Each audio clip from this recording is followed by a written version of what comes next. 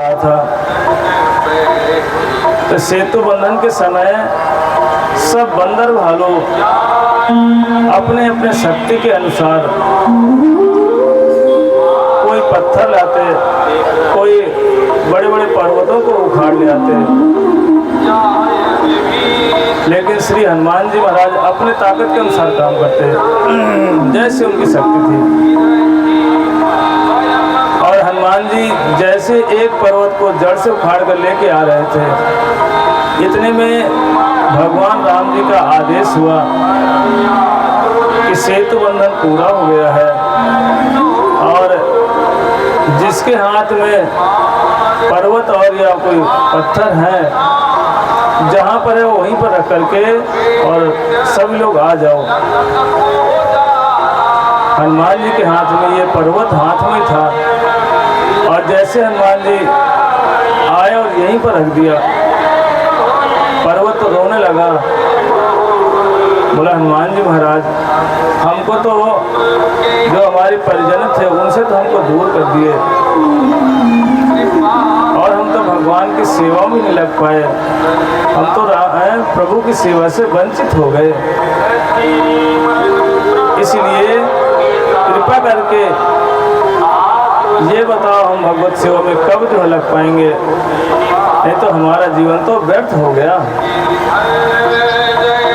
जैसे ही पर्वत के मुख से इन बातों को सुनकर हनुमान जी बोले पर्वतराज, मैं जा कर के ना राम जी से पूछ लेता हूँ, क्योंकि जो प्रभु कहेंगे वही मैं करूँगा।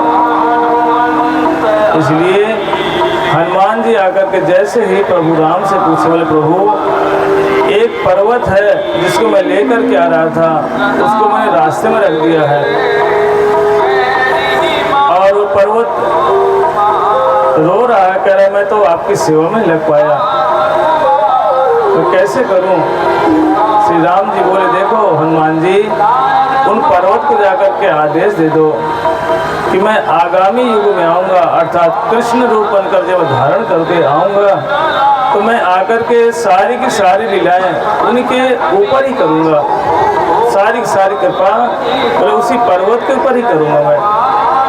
इसीलिए जो पर्वत है ना वो कोई और नहीं, और जब भगवान कृष्ण आए ना इसी गिरिराज के ऊपर आकर के पूरी की पूरी लीलाएं करके रख दी। इसीलिए इनको ये कोई साधारण नहीं, श्री गिरिराज महाराज नाम रखा गया। बोले श्री गिरिराज महाराज की जय। और दूसरा कारण यह था, पुलस्त ऋषि के कारण से यहाँ पर दूसरी लीला भी हुई थी, क्योंकि गोवर्धन के जो पिताजी थे ये उनका पुत्र है और काशी में पुलस्त ऋषि रहते थे। पुलस्त ऋषि विचार करने लगे कि कोई ऐसी गुफा कंदरा तो है ही नहीं काशी में, चलो मैं जा करके ना एक पर्वत को लेके आ जाता हूँ।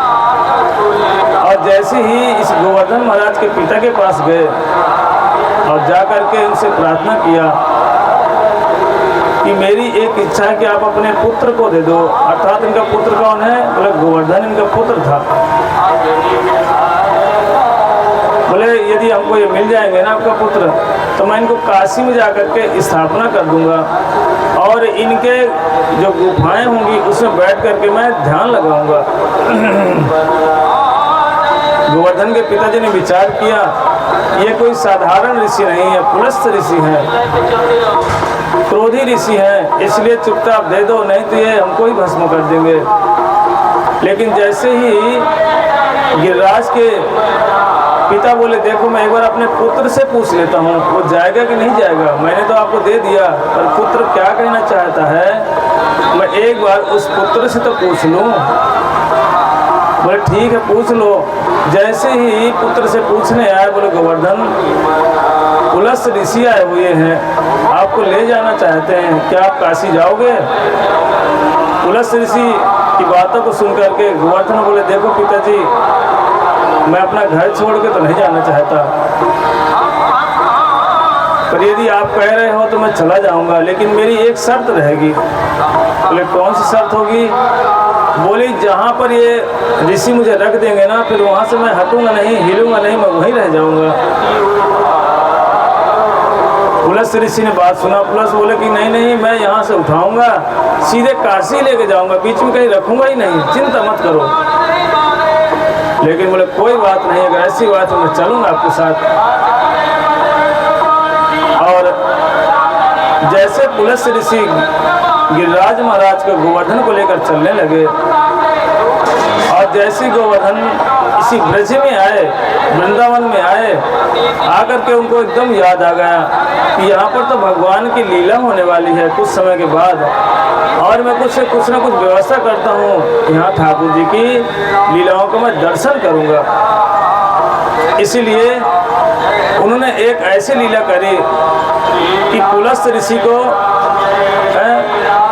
टॉयलेट लग गई, बाथरूम लग गई। तो पुलस्त ऋषि ने विचार किया कि गोवर्धन को यहीं रख देता हूँ, पहले बाथरूम ही कर लेता हूँ। और जैसे रख करके बाथरूम करने गए, आचमन इत्यादि किया, नहाया, स्नान इत्यादि करके आए। अब उठा रहे हैं तो गोवर्धन उठने को तैयार नहीं है। पुलस्त ऋषि बोले बेटा उठ जाओ, चलो चलो जल्दी चलना, हम देर हो जाएगी हमें। लेकिन गोवर्धन बोले ऋषि मैंने पहले ही ये शर्त रख दिया था कि जहाँ पर आप मुझे रख देंगे ना, वहाँ से मैं हटूंगा नहीं, यहीं पर रह जाऊंगा। पुलस्त ऋषि बोले कोई बात नहीं, मुझे बड़ी जोर की बाथरूम लगी थी, मैंने आचमन कर लिया है, पवित्र हो गए, अब तो उठ जाओ। बोले नहीं नहीं ऋषि, आपको मैंने पहले ये शर्त कंडीशन पहले लगा दिया था। इसलिए पुलस्त को बड़ा गुस्सा आया। बोले तू मेरी बात नहीं मानता, ऋषि की अवज्ञा करता है, जा मैं तुझे श्राप देता हूँ, तो तिल तिल घटेगा, अर्थात रोज का रोज घटता जाएगा, ये श्राप लगा दिया। इसीलिए पहले जो गिरिराज महाराज थे वो कहते इतने ऊंचे थे कि मथुरा तक उनकी छाया जाती थी। कहाँ मथुरा, जहाँ पर स्टेशन में लोग उतरते हैं ना, मथुरा है। और गोवर्धन कम से कम 30 किलोमीटर का शायद अंतर होगा। ये 30 किलोमीटर तक उनकी छाया आती थी गिरिराज महाराज की, इतने लंबे थे। और आज हम जब जाके दर्शन करते हैं तो बस अभी हैं पर थोड़े ही बचे हैं। क्यों? ये पुलस्त ऋषि का श्राप के कारण से श्री गिरिराज महाराज तिल तिल घटते जा रहे हैं। और जब हम गिरिराज महाराज के टुकड़े टुकड़े देखते हैं, बोले कारण क्या है? ये खंड खंड रूप में हैं, छोटे छोटे टुकड़े रूप में हैं। बोले कोई और नहीं, जब ठाकुर जी की लीलाओं का दर्शन करते हैं, उनके वेणुवाद का बंसी की ध्वनि को सुनते हैं, ये प्रेम के कारण से उस प्रेम में इतना विकार हो जाता है कि इसी गिरिराज महाराज जी ना अलग अलग टुकड़े टुकड़े हो गए। ये प्रेम के विकार का लक्षण जो हम देखते हैं आज। और कहीं कहीं पर ये श्लोक रूप में इसलिए हैं, ऐसे लग रहे मानो ये गिरिराज महाराज कुछ बह से गए हों। बोले कारण क्या है? बोले जब बंसी की ध्वनि जाती है तो गिरिराज महाराज जी बंसी की ध्वनि को सुन करके अश्रु रूप में उनके आंखों से मानो आंसू निकल जाते हैं। बोले ये कोई और नहीं, ये आंसुओं की धारा से ही ये जो गिरिराज महाराज श्लोक रूप में हो गए।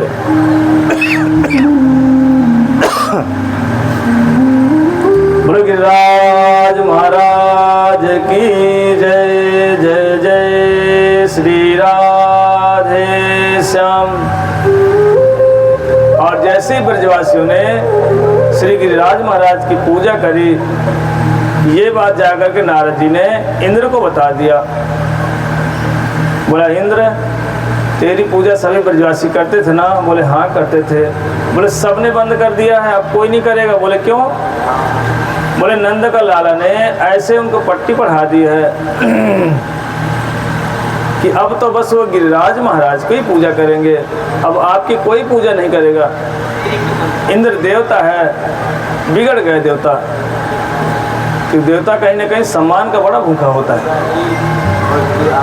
इसलिए गोस्वामी जी कहते हैं ऊंचे निवास नीच कर तू,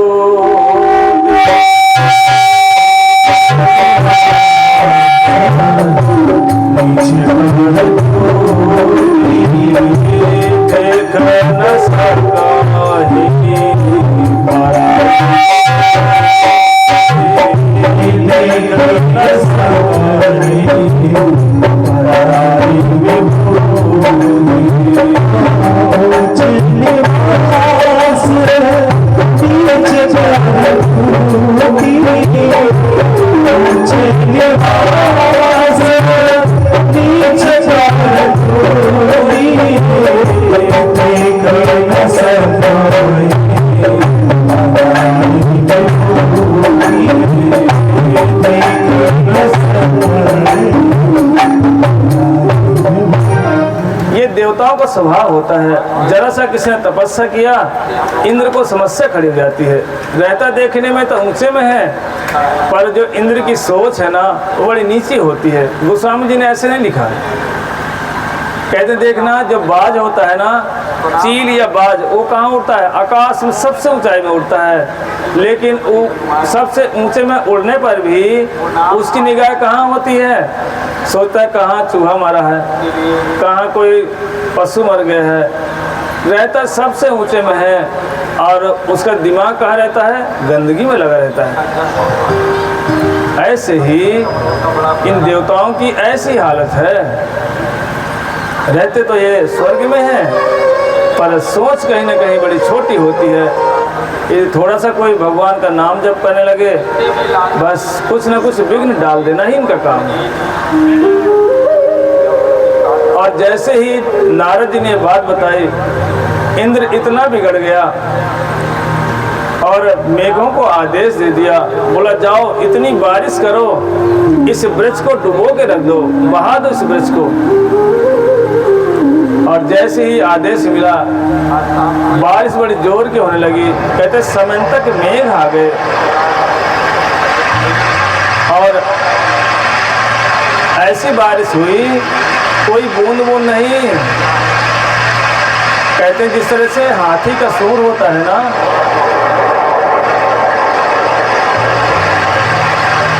जैसे हाथी का सूंड देखा ना कितना मोटा होता है, ऐसे ही हाथी के सूंड के मोटे के साइज के बराबर ही ऊपर से मूसलाधार बारिश होने लगी।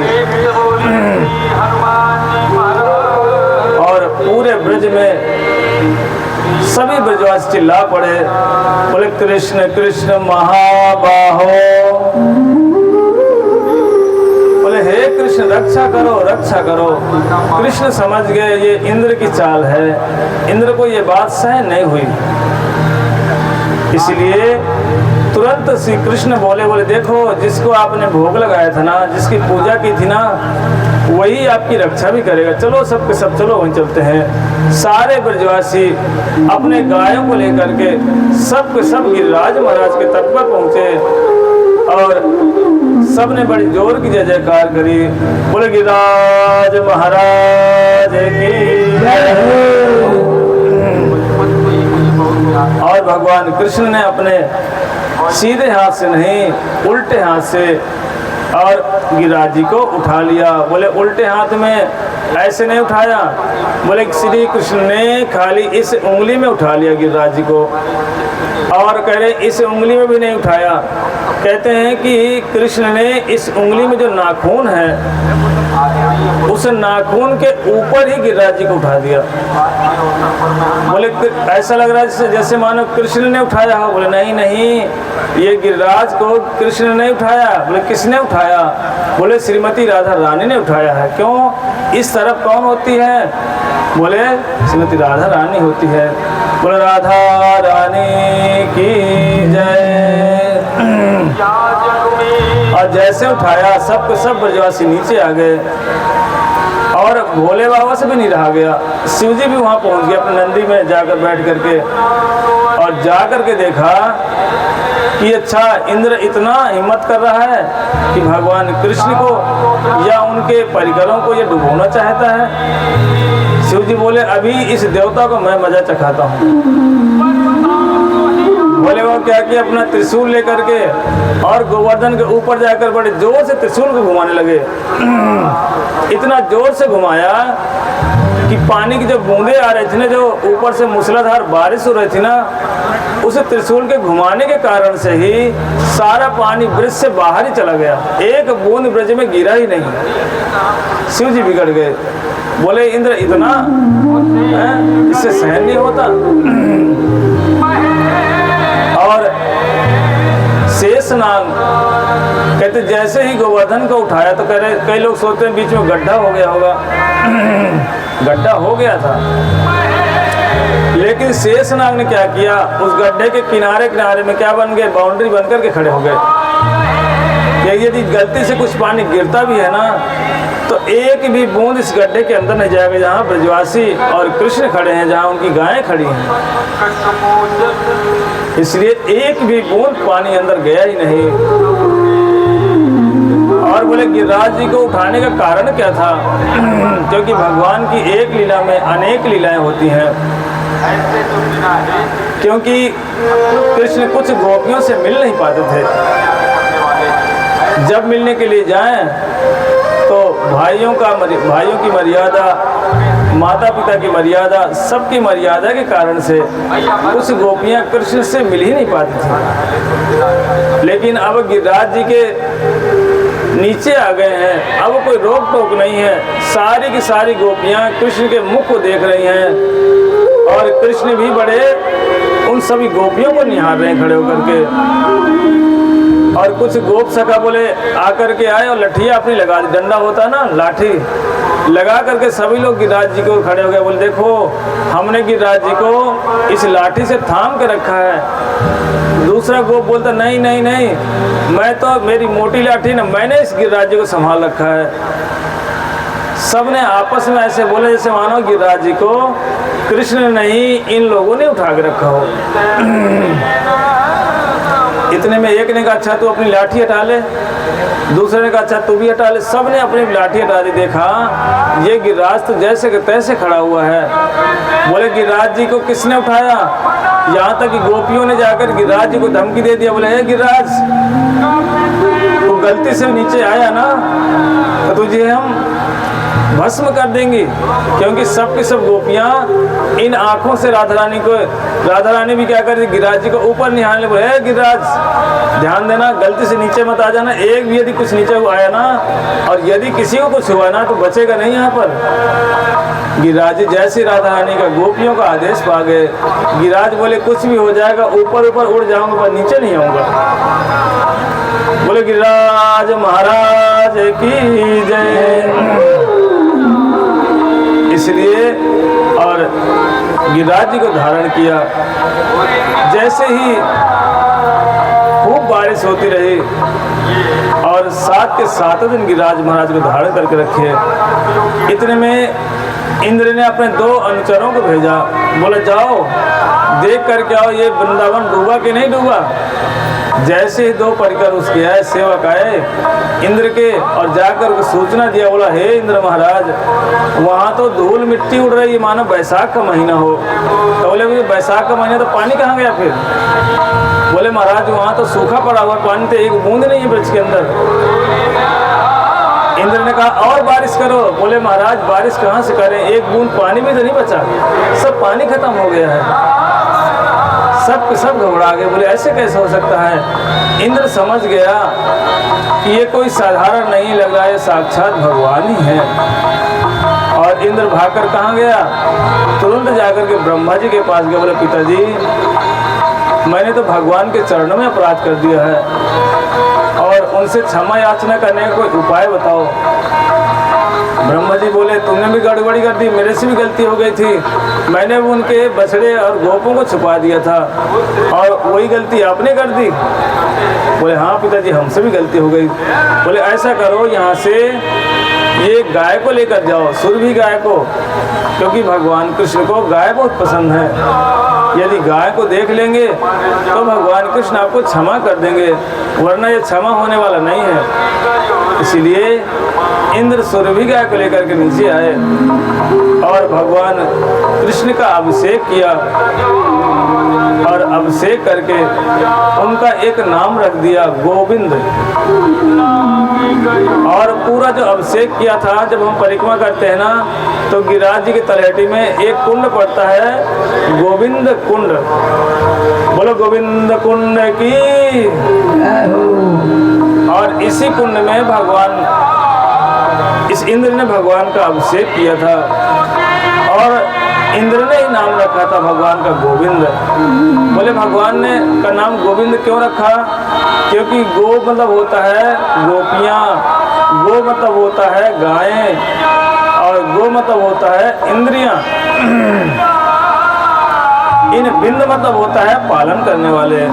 जो गायों के, गोपियों के और इंद्रियों इंद्रियों के जो लालन पालन करने वाले भगवान हैं उन्हीं का नाम है गोविंद। और जा करके भगवान से प्रार्थना किया, बोले ठाकुर जी गलती हो गई, अब हमको क्षमा कर दो। फिर उस सुरभि गाय ने विचार किया कि मैं भी तो भगवान के पास तो आई, मैं भी ठाकुर जी का अभिषेक करूं। इसीलिए उस सुरभि गाय ने भी जा करके भगवान के चरणों का अभिषेक करके और वहीं बैठ कर राज्य के तलहटी में वो भी तपस्या करने लगी। इसीलिए आगे जब जाएंगे ना गोविंद कुंड के आगे, तब आगे जाकर के सुरभि कुंड भी पड़ता है। बोलो सुरभि कुंड की जय। इसलिए इंद्र को भगवान ने क्षमा कर दिया। अब यहाँ क्षमा होने के बाद एक दिन नारद जी गए, जाकर के बोले कंस तुझे पता चला तेरा शत्रु कहाँ है? बोले नहीं पता चला। बोले देख तेरा शत्रु कहीं और नहीं। बोले कहाँ है? बोले गोकुल में रह रहा है। बोले अच्छा गोकुल में है? हाँ। और बोले ये कंस बोलने लगा, देखो नारद जी बोले कंस तुम भूल मत करो, नंद बाबा का पुत्र ही आपका शत्रु है। इस सब सुन करके बहुत ज़्यादा कंस घबरा गया, सोचने लगा गुरुजी आप आज बता रहे, पहले क्यों नहीं बताया था? तो बोला अब तो बता दिया, कुछ व्यवस्था कर, इसको जल्दी मारो अपने शत्रु को। और ये बात सुन करके कंस ने एक मीटिंग बैठा दिया। सोचने लगा कि कौन सा ऐसा व्यक्ति है कि गोकुल जाए और कृष्ण बलराम को मथुरा लेके आ जाए। जब मथुरा आ जाएंगे तो मैं इनको मथुरा में ही दोनों बच्चों को जान से मार दूंगा। अब एक सोचने वाली बात है, जब कंस इतना बलशाली था तो वो वृंदावन पास में था, गोकुल पास में था, मारने क्यों नहीं गया? कहते मारने इसलिए नहीं गया क्योंकि एक बार गया था कंस ने सोचा मैं जा करके वहीं पर जाकर अपने शत्रु को मार दूंगा, इन बच्चों को खत्म कर दूंगा। लेकिन कहते कंस जैसे ही मथुरा से वृंदावन आया और वृंदावन में आकर के जैसे ही वृंदावन के बॉर्डर में आया, आते ही वो एक बूढ़ी माता बन गया। कौन? इतना बड़ा बलशाली कंस जैसे ही वृंदावन के बॉर्डर में आया एक बूढ़ी माता बन गया, बूढ़ी डोकरी बन गया। और एक गोबर थापने वाली ब्रजवासी माता ने पूछा अरे तू ये बता कौन सी गांव की है? कंस सोचने लगा मैं कोई लड़की थोड़ी हूँ, लेडीज थोड़ी, मैं तो राजा था। अब बोले वृंदावन में आते ही मैं ये तो बूढ़ी औरत कैसे बन गया? इतने में बूढ़ी माता ने पूछा ए बुढ़िया कहाँ से है ये तू? कंस सोचने लगा भैया मैं तो जवान आदमी था, ये वृंदावन की क्या महिमा है, मैं तो बूढ़ा बन गया। इतने पूछे तेरा पति कौन है? कंस सोचने लगा मेरा कोई पति नहीं, मैं ही तो पति उल्टा। और उस बूढ़ी माता ने क्या किया, ब्रजवासी माता ने गोबर ले करके कंस के मुंह में मारा, बड़े खींच करके। कंस वहां से भागा, बोले भैया कान पकड़ते अब दोबारा हम वृंदावन नहीं आएंगे। बोले वृंदावन बिहारी लाल की जय।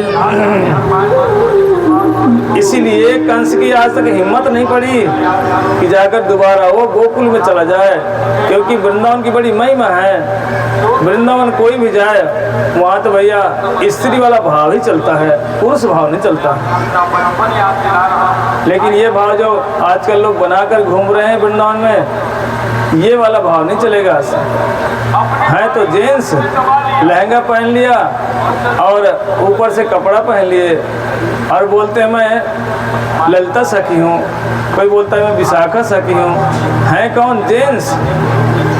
और जेंट्स लहंगा पहन करके घूमे तो उसके अंदर कभी ये भाव जबरदस्ती लाने से नहीं होता, भजन करने से ही ये गोपी भाव या गोपियों की दासियों का भाव ये अपने आप ही प्रकाशित होता है। अब यहाँ पर किसी लड़की को बोलो तू लड़का है, बोलो अपने आप को लड़का है, वो कब तक बोलेगी? कहीं ना कहीं उसके हृदय में तो रहेगा ना मैं लड़की हूँ। क्योंकि जड़ा अभिमान कहीं ना कहीं रहता है। और आजकल वृंदावन में ऐसी अवस्था हो गई है लड़के पर लहंगा पहन लेते हैं और पैरों में वो जो छम छम करके आवाज़ करती, क्या उसको बोलते हैं, अरे पायल नहीं, वो बड़े बड़े घुंघरू वाले जो होते हैं उनको पहन करके, और जब परिक्रमा करते हैं छम छम छम, पूछो भैया कौन सी, बोली मैं ललिता सखी, और बातें जब करती है ना ऐसे करेंगे जैसे मानो कोई लड़की हो। देख कर के बड़ा आश्चर्य होता है कि ऐसा नहीं होना चाहिए। कोई बोलता है मैं लड्डू गोपी हूँ, कोई बोलते मैं कचौड़ी गोपी हूँ, ना तो वो गोपी है और ना ही वो गोपा है। इसीलिए ये जो गोपी वाला भाव है, राधा रानी का दासी वाला भाव है, ये भजन करने से ही आता है, कपड़े बदलने से नहीं आता कि है पुरुष और लहंगा पहन ले और बोले मैं सखी हूँ, गोपी हूँ, ऐसे थोड़ी कोई बन जाता सखी। अभी अगर एक कोई जाकर एक चांटा खींच के मार देना, लड़ाई कर देगा तुम, फिर बोलेगा तुम जानते मैं कौन हूँ, फिर अपना नाम बताएगा जेंट्स वाला। इसीलिए ये गोपी भाव जब कोई भगवान का भजन करता है ना, अपने आप ठाकुर जी कृपा करके उस भाव को प्रकाशित कर देते हैं। इसीलिए कंस गया तो था वृंदावन में, पर जैसे गया ना तो लड़की बन गया, बूढ़ी माता बन गया। इसलिए कंस सोचा मैं दोबारा कभी गलती से भी नहीं जाऊंगा। यही कारण था कंस आज तक कभी भी गोकुल में कृष्ण को लेने गया ही नहीं। उसको पता था मैं जब जब जाऊंगा वहां पर मैं बूढ़ी औरत बन जाता हूँ। इसलिए उसने विचार किया, मीटिंग बैठाया, मैं ऐसा करता हूँ अक्रूर को भेजता हूँ, क्योंकि अक्रूर चाचा वहाँ के मंत्री थे और कंस के पास ही रहे हैं। इसलिए कंस ने मीटिंग में कहा, अक्रूर चाचा, यदि आप कृष्ण बलराम को गोकुल से लेके आ जाएंगे तो मैं आपको सबसे बड़ा मंत्री बना दूंगा। अक्रूर बोले कोई बात नहीं, मैं जाऊंगा और कृष्ण बलराम को लेकर के आ जाऊंगा। कंस बोले जाकर निमंत्रण दे देना कि एक आयोजन किया जा रहा है, दंगल का आयोजन, और गोकुल वासियों को निमंत्रण दे के। कंस ने सबको निमंत्रण दिया है। और जैसे ही अक्रूर जी वहाँ चले और आए, कहा गोकुल में निमंत्रण दिया, कृष्ण बलराम के से मिले। अक्रूर जी बड़े प्रसन्न हुए, भगवान के दर्शन हुए और कृष्ण बलराम भी बड़े प्रसन्न हुए कि चलो चलो हमको तो आज मथुरा शहर घूमने के लिए मिल जाएगा। और जैसे सुबह हुआ सब के सब तैयार हो गए। अक्रूर ने क्या किया, अपने ही रथ में कृष्ण बलराम को बिठाया और लेकर कहाँ मथुरा आ गए। और नंद बाबा और कुछ सखा लोग कृष्ण के बाद में वो लोग भी आ गए। और जैसे आए कृष्ण ने कहा, बोले बाबा मैं एक बार मथुरा घूम के आ जाऊं, ये मथुरा शहर कैसा है। नंद बाबा बोले नहीं नहीं लाला, तो मथुरा घूमने मत जाना। बोले क्यों? क्योंकि तू मथुरा जाएगा ना घूमने के लिए तो कुछ ना कुछ तो उपद्रव करेगा, शरारतबाजी करेगा और यहाँ गड़बड़ी हो जाएगी, क्योंकि यहाँ कंस का ये राज है। कंस कौन है? ये दुष्ट स्वभाव का राजा है। इसलिए नहीं लाला, तुम अकेले घूमने मत जाना। बोले वृंदावन बिहारी लाल की जय। इसलिए बोले नंद बाबा बोले नहीं लाला, तू अकेले घूमने मत जा। लेकिन कृष्ण बोले ठीक है बाबा, मैं अकेले नहीं जाऊंगा, दाऊ भैया को लेकर के मथुरा घूमने के लिए जाऊंगा। बोले ठीक है, दाऊ जाएगा तो फिर चले जाओ। कृष्ण बलराम और सारे सखाओं के साथ जाकर के दौड़ लगाते, इधर उधर भागते गलियों में। जैसे ही मथुरा वालों को पता चला कि वृंदावन से, गोकुल से कृष्ण बलराम आए हैं, सारी की सारी माताएं, लड़कियां, मथुरा वासी बाहर निकल दर्शन करते, कहते आहा कैसा रूप है कृष्ण का, श्याम सलोना रूप। सब के सब माताएं मोहित हो जाती हैं। इतने में सखाओं ने कहा, लाला तो बड़ी बड़ी बातें तो मारता है, कहता मैं कंस को मार दूंगा। तू तो छोटा सा तो है, ठीक ना सा, कैसे मारेगा कंस को? कृष्ण बोले देखो कैसे मारूंगा। कृष्ण ने एक लंबा सा रूप बना लिया और जैसे लंबा रूप बनाया, सखा बोले ठीक है तो छोटा हो जा, समझ गए। बोले इसमें तेरी कोई महिमा नहीं है। बोले क्यों? क्योंकि नारायण की कृपा से ही सब कुछ हो रहा है। कृष्ण अपनी महिमा दिखाते, लेकिन ब्रजवासी लोग, सखा लोग मानने को तैयार नहीं होते। और वही लंबे वाले कृष्ण आज भी कहाँ, मथुरा में है, दीर्घ विष्णु के नाम से। बोले दीर्घ विष्णु की, आज भी दीर्घ विष्णु के रूप में भगवान कृष्ण वहाँ पर खड़े हुए हैं, लंबी मूर्ति विग्रह रूप में खड़े हैं, दर्शन होते हैं आज भी। इतने में सखाओं ने कहा चलो चलो अब दौड़ लगाते हैं। सब के सब दौड़ लगा रहे हैं। इतने में एक रास्ते में एक धोबी मिला उनको, और धोबी के हाथ में बहुत सारे कपड़े थे, राजाओं के कपड़े थे, कंस के कपड़े थे। कृष्ण बोले भैया ये हमको कपड़े दे दो। और धोबी बोला अच्छा तुम लोग गांव के रहने वाले हो, इन राजाओं के कपड़े के पहनोगे? तुमको शर्म नहीं आती? जैसे इस बात को बोला, कृष्ण बोले देख भाई, पहले तो मर्यादा थी, और बोले रामावतार में तो मैं मर्यादा में था, इसलिए मैंने कुछ बोला नहीं था। क्योंकि इसी धोबी ने बोला था ना रामावतार में कि मैं वो राम नहीं हूँ कि सीता को लेकर हरण करवा लिया और फिर बाद में लेकर के रख लिया। इसीलिए जिसके चक्कर में सीता जी को वन में भेजना पड़ा था दोबारा। कृष्ण बोले देख भाई धोबी, पहले तो मैं मर्यादा में था, तेरी बात को समझ लिया था, लेकिन अब मर्यादा ज़्यादा नहीं है, अब तो लीला पुरुषोत्तम लीलाएं चल रही है। कृष्ण ने जाकर के धोबी के एक चाटा खींच के मारा, और जैसे मारा वो धोबी वहीं पर लौट गया। बोले गोविंदाय नमो नमः, वहीं मर गया धोबी। सारे सखाओं ने क्या किया, कृष्ण बलराम ने जितने राजा के कपड़े थे सब पहन लिए।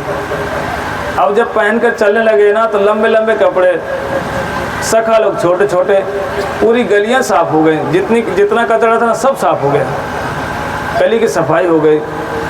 एक सखा ने कहा लाला ये लंबे लंबे कपड़े हैं, अगर ये नेक छोटे हो जाते तो अच्छा होता। तब तक आगे बढ़े तो एक दर्जी मिल गया। दर्जी से बोले भैया ये हमारे कपड़े फिटिंग के बना दोगे क्या? क्योंकि आजकल फैशन किसका है? फिटिंग का फैशन है।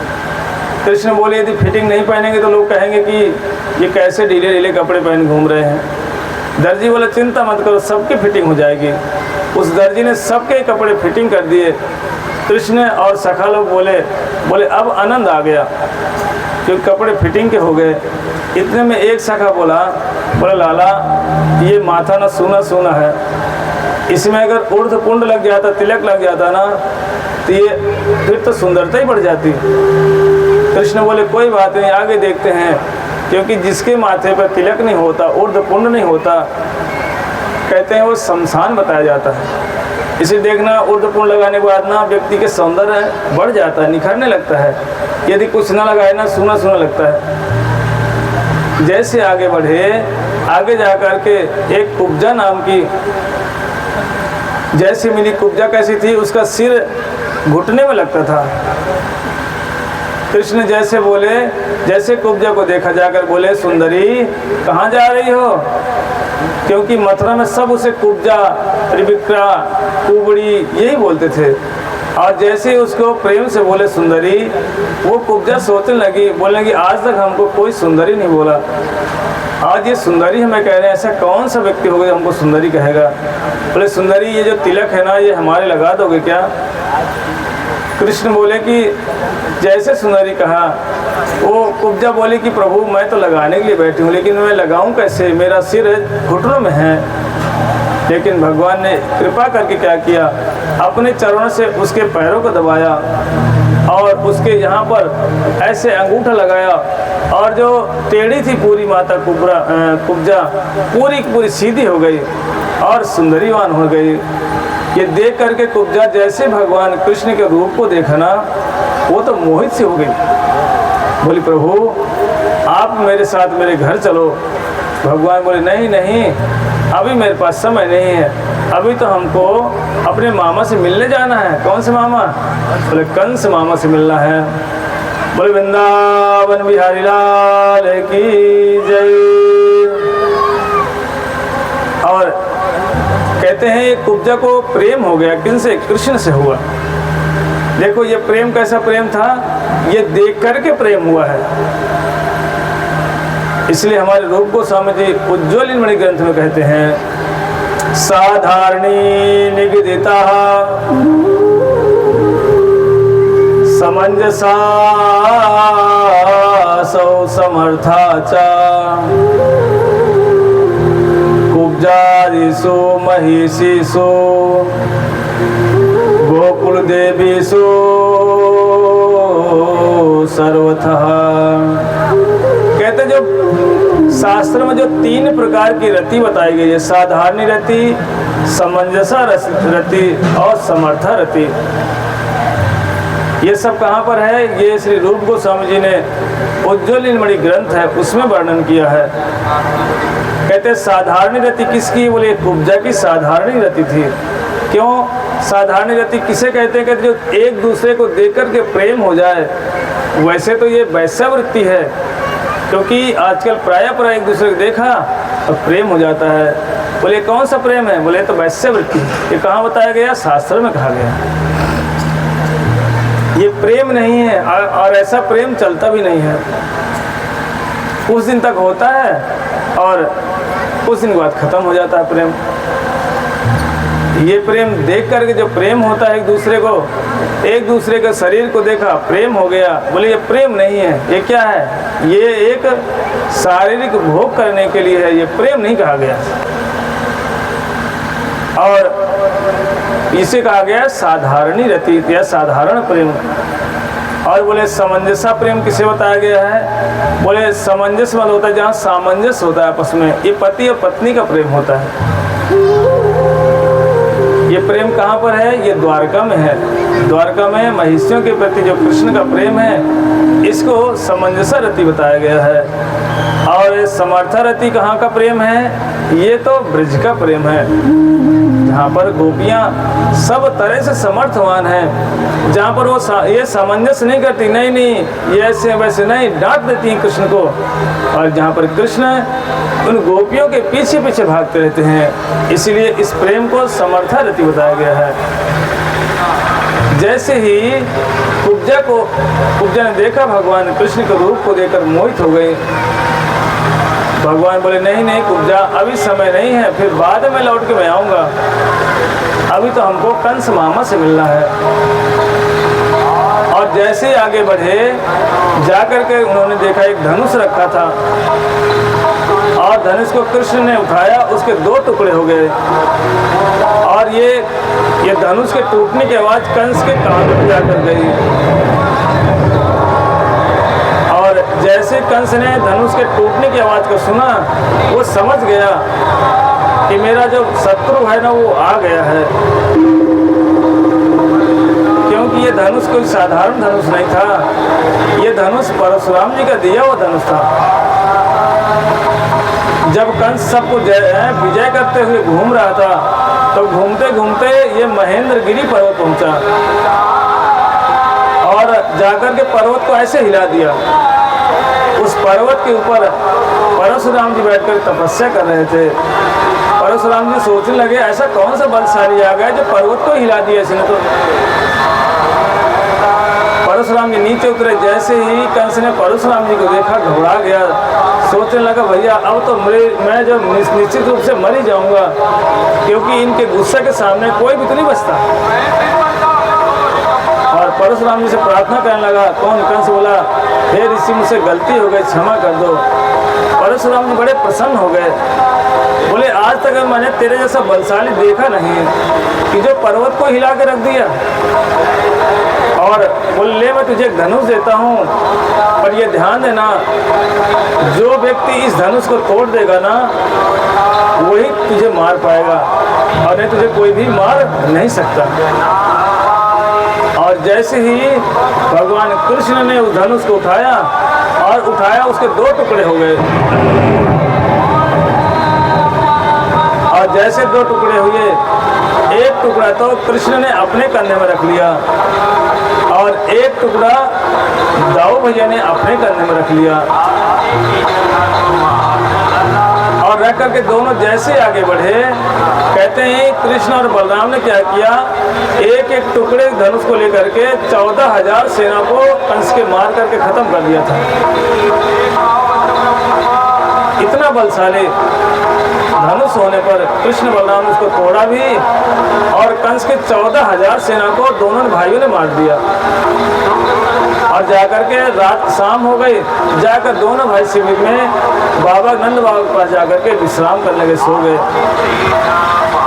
अब इधर तो सो गए, जैसे सुबह हुई अब अनाउंसमेंट हो गया, चलो भाई चलो, अब तो दंगल लग रहा है कंस के यहाँ। सब के सब नहा धोकर चल पड़े। कृष्ण बलराम भी गए। कृष्ण बलराम जैसे ही पहुंचे तो गेट में ही एक हाथी खड़ा हुआ था जिसका नाम था कुवैलिया पीड़ हाथी। कहती ये हाथी कहाँ से कंस के पास आया? कहती ये जरासंध ने दिया था इसको, क्योंकि जब कंस एक शिविर में जरासंध भी रुके हुए थे और कंस भी रुका हुआ था। ये कुवैलिया पीड़ हाथी पागल हो गया। पागल होने के कारण से सबके शिविर को तोड़ तोड़ करके फेंके दे रहा था ये। और वहीं पर जरासंध के पास में ही कंस का शिविर लगा हुआ था।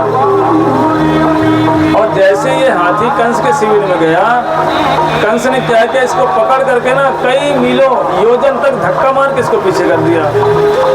जरासंध ने सोचा इतना बलशाली राजा मैंने आज तक नहीं देखा, कि जहाँ पर सब के सब राजा इस हाथी को देख करके भाग गए, पर ये ऐसा राजा है जिसने हाथी को कई योजन पीछे ढकेल दिया। समझ गए महाबलशाली है। इसलिए जरासंध ने अपनी दोनों बेटियों का, अस्थि और प्राप्ति दोनों का विवाह भी कंस के साथ किया था और दहेज में यही कुवैलिया पीड़ हाथी को दहेज में दिया था। ये दहेज का हाथी है, ससुराल से मिला हुआ है। लेकिन कृष्ण बलराम जैसे पहुंचे, वो हाथी को शराब पिला दिया था। हाथी झूम रहा था, लेकिन कृष्ण का थोड़ा स्वभाव ऐसे था, उन्होंने बोला ए महावत इस हाथी को हटा ले, नहीं तो हम इसको मार देंगे। जैसे ऐसे बोला और महावत बोला अरे तुमको बोलने का ढंग नहीं है, किससे कैसे बात करे, तुमने सीखा नहीं आज तक। और बोले मैं नहीं हटाता हाथी को, निकल जाओ जा कैसे। कृष्ण बोले अच्छा नहीं हटाओ? बोले नहीं हटाऊंगा मैं। कृष्ण और बलराम ने क्या किया, कृष्ण ने एक चांटा हाथी को मारा, हाथी जाकर दूर गिरा और हाथी के जो दो बड़े बड़े दांत थे ना, उन दांतों को उखाड़ लिया। एक दांत तो दाऊ भैया ने, बलराम जी ने अपने कंधे में रखा और एक दांत को निकाल कर कृष्ण अपने कंधे में रख करके और जैसे रंगमंच में प्रवेश किए, सब के सब देख करके वहाँ तो आश्चर्यचकित हो गए। कहते हैं कि वहाँ पर जितने लोग बैठे थे भगवान कृष्ण को सबने अलग अलग रूपों में दर्शन किया, जबकि कृष्ण एक ही है, कोई 10, 20, 50 नहीं बने। पर भाव कितने हुए, रस कितने, 12 रसों से लोगों ने दर्शन किया। बोले मल्ला नाम असनी निर्नाम नरवरा श्रीमाम स्मरो मूर्तिमान गोपानाम स्वजनो सताम सिद्धिभुजाम शास्ता सुपित्रो शिशु मृत्युर्भोजपते विराट अविदुषाम तत्त्वं परम योगिनाम वृष्णीनाम प्रवरो। कहते वृष्णि ने क्या देखा कि हमारे आराध्य हैं। इसलिए जैसे कृष्ण बलराम वहां पर आए, कृष्ण को माताओं ने क्या देखा, एक शिशु के रूप में देखा। और सखाओं ने क्या देखा, ये हमारा मित्र भी है, उन्होंने मित्र का दर्शन किया। और जो राजा थे, जो क्षितिभुजाम, जो राजाओं ने क्या सोचा, ये कोई शासन करने वाला कोई शासक आया हुआ है। और जो वहाँ मुष्टिक पहलवान लोग थे, वो सोचे कोई बहुत बड़ा पहलवान आ गया हमारे सामने। कृष्ण वही छोटे से ही हैं, कोई ज़्यादा बड़े नहीं हुए हैं। और जो लड़कियां बैठी थीं, उन्होंने क्या सोचा, ये कोई कामदेव के रूप में, अर्थात इतना सौंदर्यवान हमने आज तक कोई देखा नहीं। कृष्ण को वहाँ पर काम के रूप में देखा उन लोगों ने। और जो साधारण लोग थे, उन्हें सोचा कोई साधारण मनुष्य का पुत्र है, उन्होंने पुत्र रूप में देखा। मृत्युर्भोजपते विराट विदुषाम। और कंस ने क्या देखा, साक्षात मानो काल आ गया हो मेरे सामने, काल का दर्शन किया। वृषणीनाम पर देवता इति। और जो मथुरा वासियों ने क्या सोचा, ये हमारे आराध्य देव इष्ट देव आए हुए हैं। रंगम गता साग्रजः। अग्रज मतलब होता है बड़े भाई के साथ में, बलराम जी आगे हैं, कृष्ण पीछे हैं। सा अग्रजः, जैसे रंग क्षेत्र में प्रवेश किए, कृष्ण पीछे थे, दाऊ भैया आगे हैं। सा अग्रजः, और सबने एक ही कृष्ण को 12 रूपों में दर्शन किया। इसलिए भगवान को क्या बोला गया, रसो वैसह रसो हिवा लब्धवा नंदी भवति। भगवान को वेदों में बोला गया है कि भगवान कौन है, बोला रसो वैसा है। वेद स्वयं कह रहे हैं भगवान कौन है, रसो वैसा है। इसीलिए एक ही कृष्ण अनेक रूप, यही है कौन, भगवान। और आजकल नए नए भगवान बन के घूम रहे हैं। कोई बोलते हैं हम संसार के सृष्टि करता है, कई लोग अपने आप को, कोई बोलता है मैं भगवान हूँ, कई लोग भगवान घूमते हैं। और भगवान को देखो वो बूढ़ा भी हो जा रहा है भगवान, और एक ही रूप है उसका, कोई दूसरा रूप भी नहीं है। इसलिए भगवान कृष्ण के एक ही रूप में अनेक अनेक भावों के सामने भगवान वैसे ही प्रकाशित हो रहे हैं, प्रकट हो रहे हैं। और जैसे प्रकट गए वहां अंदर, चारों मुश्रिक सर तो सर से जाकर युद्ध हुआ। कृष्ण ने क्या किया, और बलराम जी ने जाकर के चारों मुश्रिक और सर तो सर को मारकर खत्म कर दिया वहीं पर। और जैसे दोनों पहलवान मारे गए, अब तो कृष्ण बोले मामा कहाँ है हमारा मामा। और जैसे मामा कहकर चिल्लाए, और कंस तो जाकर सबसे ऊंचाई में बैठा हुआ था, और कृष्ण बलराम दौड़ कर गए, बोले मामा। जहां आवाज दिया, कंस तो घबराकर ऊपर से नीचे गिर गया, और गोविंदाय नमो नमः, और गिरा और वही मर गया। कृष्ण ने मारा नहीं कंस को, वो घबरा कर के ही मर गया। कई लोग कहते ना कि कृष्ण ने कंस को मारा, कहते हैं कि मारा नहीं है, वो खुद ही जैसे देखा कि कृष्ण बलराम मेरी ओर आ रहे हैं, इतना भयभीत हुआ, ऊपर से गिरा और वहीं जाकर के मर गया वो। और जैसे उसकी मृत्यु हुई, कृष्ण बलराम आकर के क्या किए, तुरंत अपनी देवकी वसुदेव अपने माता पिता से मिले, कहाँ, कंस में, कारागार में, और उनकी बेड़ियों को खोल दिया, खोल करके, और राजा अग्रसेन को मथुरा का राजा बना दिया। और जाकर के दोनों के दोनों कृष्ण और बलराम देवकी वसुदेव की गोद में बैठ गए। बोले गोद में क्यों बैठे, क्योंकि सोचने लगे यदि हम गोद में नहीं बैठेंगे तो कहीं ऐसा ना हो या हमको भगवान ना समझ ले। इसलिए जाकर के गोद में बैठ गए, और देवकी वसुदेव ने क्या किया, कृष्ण को बड़े लाड़ प्यार से अपनी गोद में बैठा लिया। बोले वृंदावन बिहारी लाल की जय, जय जय श्री राधे श्याम। और कृष्ण बलराम दोनों आए शिविर में, नंद बाबा से बोले बाबा आप ऐसा करो, गोकुल लौट जाओ, और हम कुछ दिन यहाँ रहेंगे, फिर आ जाएंगे। और बाबा तो लौट करके, ब्रजवासी लोग लौट करके गोकुल आ गए। इधर देवकी वसुदेव ने विचार किया कि दोनों पुत्रों को हम गुरु गृह में भेज करके पढ़ने के लिए भेज देते हैं। इसलिए कृष्ण और बलराम को कहाँ भेज दिया, बोले संदीपनी मुनि के आश्रम में भेज दिया,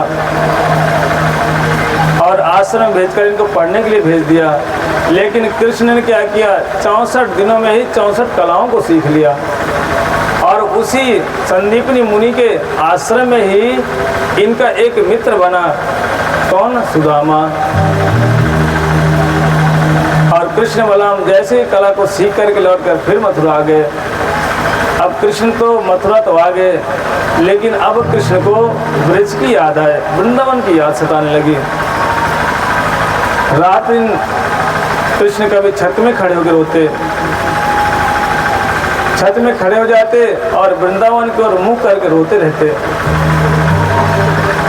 कृष्ण सोचने लगे कि यदि मैं वृंदावन जाऊंगा तो कहीं ऐसा ना हो इस जरासंध को पता न चल जाए कि अच्छा ये कृष्ण को सबसे अधिक प्रिय ब्रजवासी हैं, तो कहीं ये मेरे ब्रजवासियों पर आक्रमण न कर दे। इसलिए कृष्ण कभी मथुरा से वृंदावन नहीं आए। तो कृष्ण ने ब्रजवासियों को मथुरा में क्यों नहीं बुलाया? इसलिए नहीं बुलाया क्योंकि जो मथुरा का जो प्रेम है ना, वो ऐश्वर्य वाला प्रेम है, और गोकुल जो वृंदावन का प्रेम कैसा है? मधुर रस का प्रेम है। इसीलिए वो बिल्कुल नहीं हो सकता है, क्योंकि मथुरावासी लोग भगवान कृष्ण को कृष्ण समझते हैं, ये भगवान है, लेकिन ब्रजवासी जो वृंदावन के लोग हैं, जो गोकुल के हैं, वो भगवान कृष्ण को भगवान समझने को तैयार नहीं है। इसलिए कभी भी कृष्ण ने ऐसा काम ही नहीं किया, क्योंकि रसाभास हो जाता, रस में एक विकृति हो जाती। इसलिए कभी भी कृष्ण ब्रजवासियों को नहीं बुलाया, और न स्वयं इसलिए नहीं गए कहीं ऐसा ना हो ये जरासंध को गड़बड़ न कर दे, इसलिए कभी गए नहीं। विचार करने लगे कि मैं क्या करूं।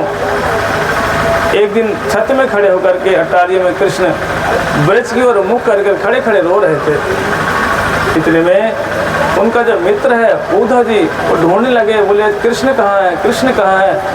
ढूंढते ढूंढते जैसे ऊपर गए तो कृष्ण बड़े जोर जोर से रो रहे थे ब्रज को याद करके। उद्धव जी ने पीछे से हाथ रख दिया, बोले सखा क्या बात है, कैसे रो रहे हो? तब कृष्ण बोले उद्धव मैं क्या बताऊं, बोले मुझे तो बस ब्रज की याद आती है। क्योंकि बोलने लगे देखो कुछ भी हो ब्रजवासी, उसमें से मेरी जो गोपियां हैं ना, बोले जब मैं रहता था वहाँ पर, जब मेरे सामने वो आती थी और मुझसे मिलती थी ना, तो कहते हैं कि वो पल, वो क्षण भर का समय, युगों युगों तक हम दोनों मिलते थे, लेकिन एक युग का समय उनको क्षण मात्र लगता था और ख़त्म हो जाता था। और जब गोपियाँ मुझे नहीं देखती थी, एक क्षण भी यदि नहीं देखती थी, तो मानो युग युग बीत गए हों, ऐसा उनको लगता था। तास्ता छपा पृष्ठ तमई वनीता मयेन वृंदावन गो चरेणा क्षणात् वक्ता निजनाग तुष्टः। कहते हैं कि गोपियां, कृष्ण स्वयं कह रहे हैं कि तास्ता छपा पृष्ठ तमई वनीता। कहते हैं उन गोपियों से मैं मिलता था ना, एक एक कल्प तक मिलता था, लेकिन वो एक कल्प इतना सुखदायी होता था, उन गोपियों के लिए एक क्षण लगता था। और जब मैं गौचारण करने के लिए वन में चला जाता था, तो गोपियां से यदि मैं एक सेकेंड भी ना मिल पाऊँ ना, तो कहते थे वो एक सेकेंड का विरह उन गोपियों को एक कल्प के समान लगता था। इसलिए उद्धव क्या बताऊं, मुझे इतनी याद आती है, इसलिए सोच रहा हूँ क्या करूँ क्या ना करूँ। कृष्ण विचार करने लगे किसको भेजो वृंदावन, कौन जाएगा, कौन संदेशा लेके जाएगा, और कौन जाकर वहाँ की खबर लेकर के आएगा। बड़ा विचार कर रहे हैं। तब उन्होंने सोचा एक उद्धव ही है, क्योंकि वृष्णी नाम प्रवरो मंत्री कृष्ण दैत्य सखा शिष्यो बृहस्पति बुद्धयो बुद्धि सप्तमः। सोचने लगे एक उद्धव ही एक ऐसा व्यक्ति है जो मेरे भावों को तो समझता है, लेकिन उद्धव के अंदर एक बड़ा स्वभाव था, वो कृष्ण को भगवान समझते थे। जबकि कृष्ण का सखा भी है, मंत्री भी है, और बृहस्पति के शिष्य भी हैं, इसलिए कृष्ण ने विचार किया किसी न किसी को तो भेजना पड़ेगा, जबकि उद्धव जी भगवान के सबसे अधिक प्रिय व्यक्ति हैं। ना तथा में प्रियतमो आत्मेयोरे न शंकर नाचा संकर्षणो न श्री आत्मा यथा भगवान। भगवान स्वयं कहते हैं इस संसार में मुझे कोई सबसे अधिक प्रिय है ना, बोले उद्धव आप ही प्रिय हो। यहाँ तक कि मुझे मेरी लक्ष्मी इतनी प्रिय नहीं है। आत्मयोनिर्न शंकर, बोले जो मेरे शरीर से उत्पन्न ये शिव और ब्रह्मा मुझे इतने प्रिय नहीं है। चा यथा भगवान, भगवान कह रहे मुझे अपना शरीर भी इतना प्रिय नहीं है, तो मेरे हृदय में विराजने वाली लक्ष्मी भी वो भी मुझे इतनी प्रिय नहीं है। उद्धव जितने तुम मुझे प्रिय लगते हो। तब सोचते होंगे कि गोपियाँ क्या हैं, तो गोपियाँ कोई साधारण नहीं। आनंद चिन्मय रस प्रतिभावता भी ताभिर्वैव निज रूपतया कलाभी। ये भगवान की कोई साधारण नहीं, ये ठाकुर जी की स्वयं एक एक कलाएं हैं। इसलिए गोपियाँ जो है ना भक्त के लेवल से भी ऊपर है। उद्धव तो भक्त के एक कैटेगरी हो गई, एक लेवल हो गया।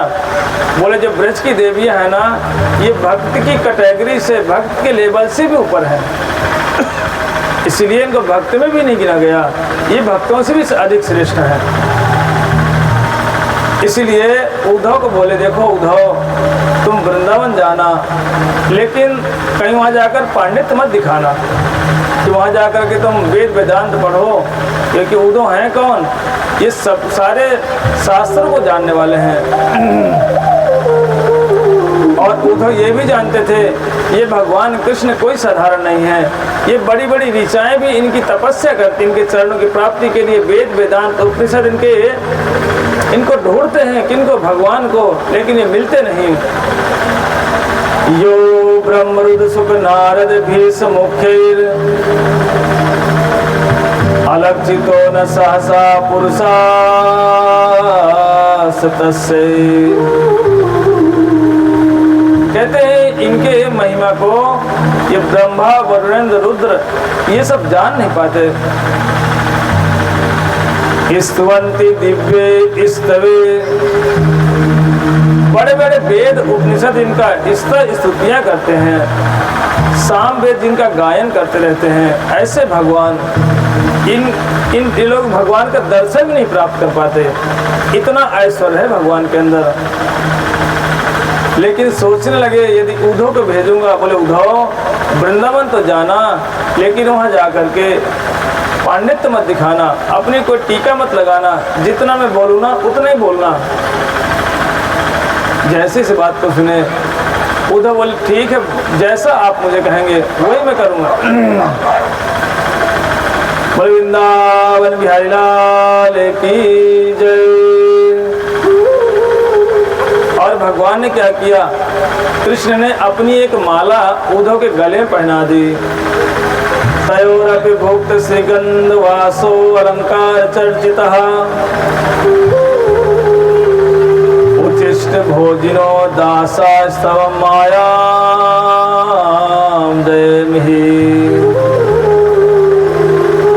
भगवान ने जैसे ही अपनी गले की माला उद्धव के गले में डाल दिया, इतनी में उद्धव जी बोले मैंने माया को जय कर लिया, माया मेरे सामने हार जाएगी। ये सुनकर सुखदेव गोस्वामी भी घबरा गए। बोले ये कैसे बोल रहे हैं उद्धव जी कि मैंने माया को जय कर लिया, कारण क्या है? क्योंकि कारण यही है कि जिसने भगवान के माला को, उनकी उचिष्ट प्रसादी को कोई खा ले, उनकी माला कोई धारण कर ले, कहते ऐसे व्यक्ति कभी माया स्पर्श ही नहीं करती। बोल वृंदावन बिहारी लाल की जय। जय जय श्री राधे श्याम। इससे कुछ बोलो मत, ये सब डिस्टर्ब कर देगा, ना तो कहता सुनेगा ना सुनने देगा। ये माया का रूप बना के घूमने वाले सब कुत्ते बिल्ली क्या करोगे, इसलिए उसको घूमने दो।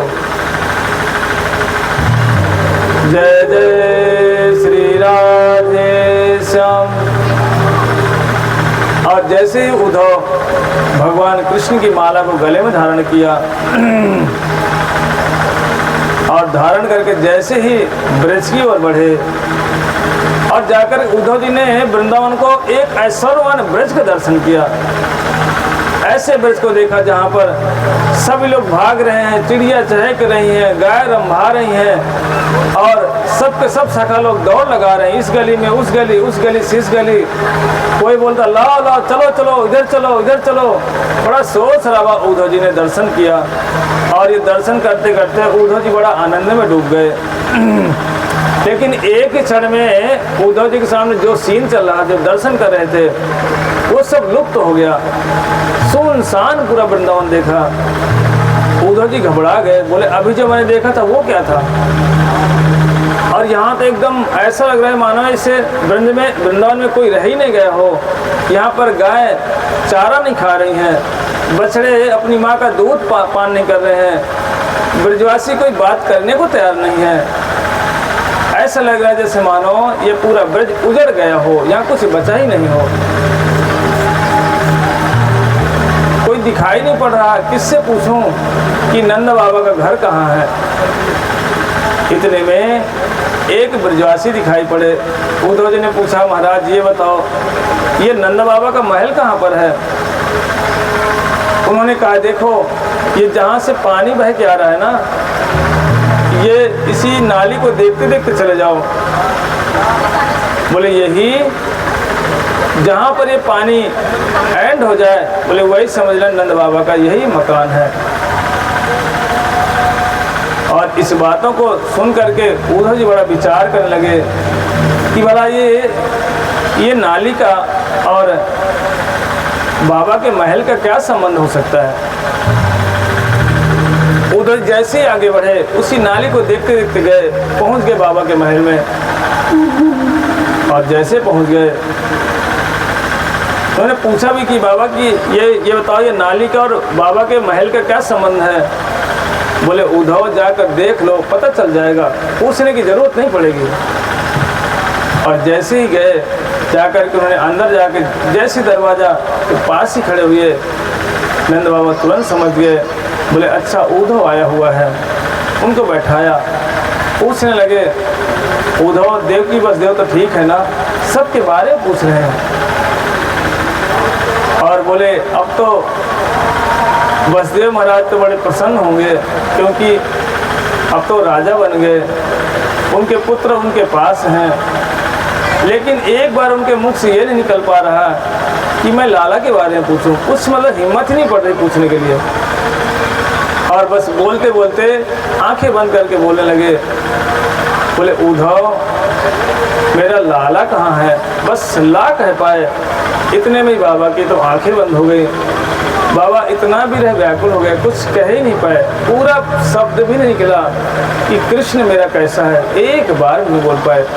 ये सब ऐसी अवस्था को देख करके जो यशोदा माता थी वो तो अंदर बैठे बैठे घर के अंदर हो रही हैं। उद्धव ने यहाँ तक देखा कि इनके घर में रसोई भी नहीं जली, किसी ने रोटी सब्जी दाल चावल कुछ बनाया ही नहीं।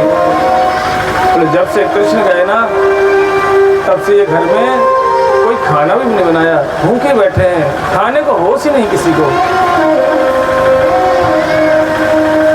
उधर सोचने लगे मैं इनको क्या समझाऊं, ये कृष्ण के लिए रो रहे हैं। मैंने तो सुना है जब भगवान के लिए रोए बड़ा सौभाग्यवान ऐसे लोग होते हैं। और यदि मैं कहूँ कि मत रो तो कहीं भगवान ये कहीं गलत ना हमसे हो जाए। उधर बड़े विचार कर रहे हैं, कुछ समझा नहीं पा रहे उनको।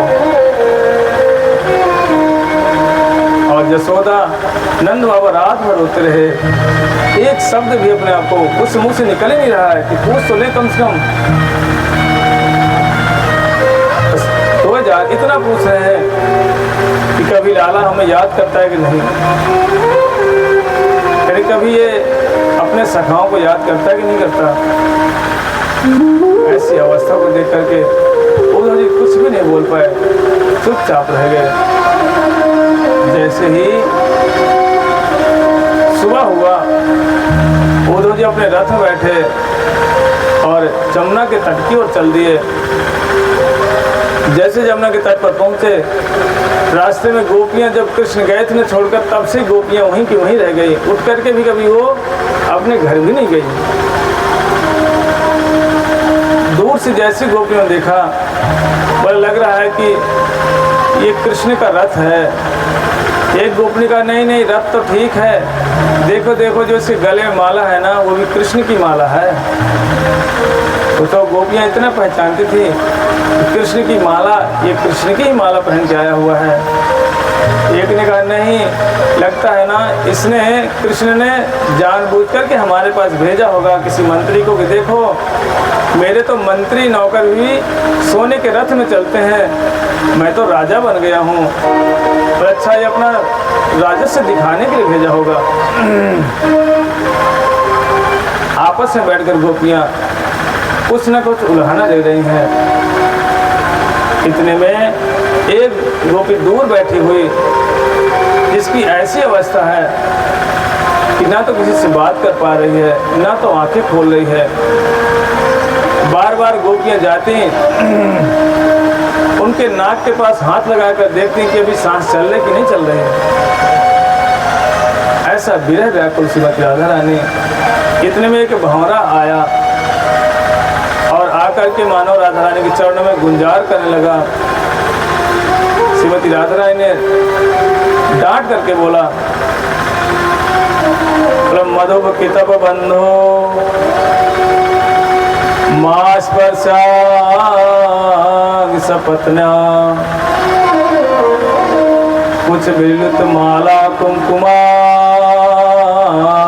सुबिरना। हे मधु के हे भौरा, तू दूर जा। बोले तू मेरे पास मत आ। बोले इन काले व्यक्तियों से तो मेरा कोई संबंध नहीं रहा। कौन कह रही है? श्री राधा रानी कह रही इन काले से मेरा कोई संबंध नहीं है, तू भी तो काला है ना, जा यहाँ से। बोले एक काला हुआ था, कपिंद्रम विबुधे लुब्ध धर्म। बोले एक काला हुआ था, कौन? बोले एक राम हुआ था काला, जिसने छुप करके बाण मारा। क्या गलत काम किया था, क्यों मारा? बोला एक काला और हुआ था। बोला मांगते समय तो छोटा रहा और नापते समय लंबा हो गया। बोले भौरा ये तो बता सही, हमने कौन सा गलत काम किया था? हमने तो प्रेम ही तो किया था। तो बोला प्रेम का फल यही मिलना चाहिए कि हमको छोड़ के चला जाए। इसलिए हमको तो इन कालों पर विश्वास ही नहीं रह गया। इसलिए भौरा तो दूर जा, हमारे पास मत आ, दूर जा। इस तरह की बातों को सुनकर के मानो भौरा कह रहा है कि ठीक है गोपी मैं दूर ही चला जाऊंगा, जब तुम्हें उससे तकलीफ है तो उसकी तुम बातें क्यों करती हो? गोपी कहती क्या करे भौरा, ये कथा ही ऐसी है। यद अनुचरित लीला कर्ण व्यूस विपुट सपति विरह कदम। कहते जैसे कोई व्यक्ति इन कथाओं को सुनता है वो उसका घर छूट जाता है और यहाँ तक कि पक्षियों की भांति चुन चुन करके कहीं यहाँ खाता कहीं वहाँ खाता, साधु बनकर घूमता रह जाता है, अपना घर ही उसका छूट जाता है। तो क्या करे उद्धव, कुछ कह नहीं सकती। बोले इस कृष्ण की कथाओं को सुनकर के आज हमारा घर छूट गया, आज हम घर से बेघर हो गए, यहाँ पड़ी है। जैसे ही इन भावों को सुना, उद्धव सोच करके आए थे मैं गोपियों को समझा करके आ जाऊंगा, लेकिन एक शब्द भी मुख से कुछ उद्धव के नहीं निकला। आवाज खड़े चुपचाप खड़े देख रहे हैं, सोच लगे क्या बोलूं क्या नहीं बोलूं, कुछ भी मुख से निकल रहा। इतने में राधा रानी जब विरह अवस्था में थी, अपने उस विरह अवस्था को कंट्रोल करके सोचने लगी यही मौका है, उद्धव आया हुआ है, फिर मैं किससे पूछूंगी कि कृष्ण कैसा है, कृष्ण कैसा है। इतने में श्रीमती राधा रानी ने पूछना शुरू किया, बोले आपी बत सपचो मधुपुर्यार पुत्रो अधुनास्ते स्मरंती। बोले हे उद्धव, ये तो बताओ वो कभी अपने पितृ के यहाँ माता पिता को याद करता है कि नहीं करता? कभी अपने सौम्य सख गोपान, कभी वो अपने सखाओं को याद करता है कि नहीं करता? कभी अपने गायों को याद करता है कृष्ण की नहीं करता?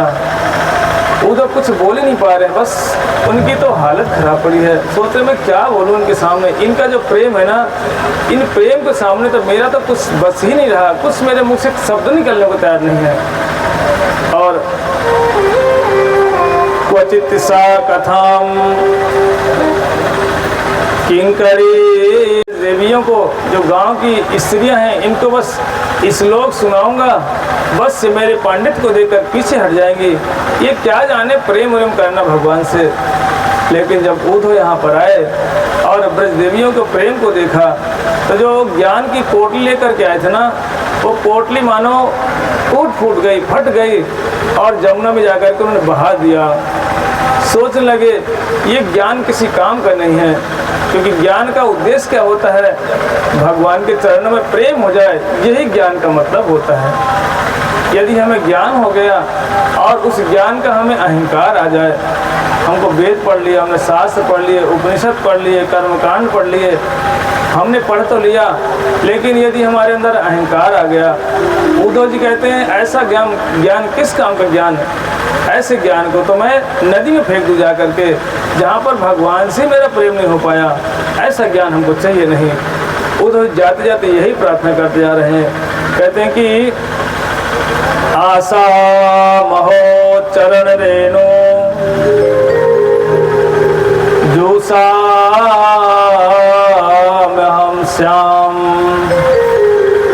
वृंदारण्य कुल गुलमलता औषधि नाम। उद्धव जी प्रार्थना करने लगे, बोले हे गोपियों, हे वृंदावन धाम, मेरी एक ही मात्र प्रार्थना है, मैं ब्रज में मनुष्य बनना नहीं चाहता, इस ब्रज में मैं कोई बड़े बड़े पेड़ बनना नहीं चाहता। कहते हैं किम गुलमलता औषधि नाम, बोले मैं घास बन जाऊं। कौन कह रहे हैं? ये उद्धव जी कह रहे हैं, जो इतने सर्वश्रेष्ठ भक्त हैं, जिनको स्वयं भगवान अपनी माला पहना करके, अपना रथ दे करके भेज रहे हैं, जो कृष्ण के सखा हैं। वृष्णि नाम प्रवर मंत्री कृष्ण से दैत्य सखा हैं। सोचो, ऐसे कृष्ण के कृपा पात्र उद्धव भी प्रार्थना कर रहे हैं, कहाँ के लिए?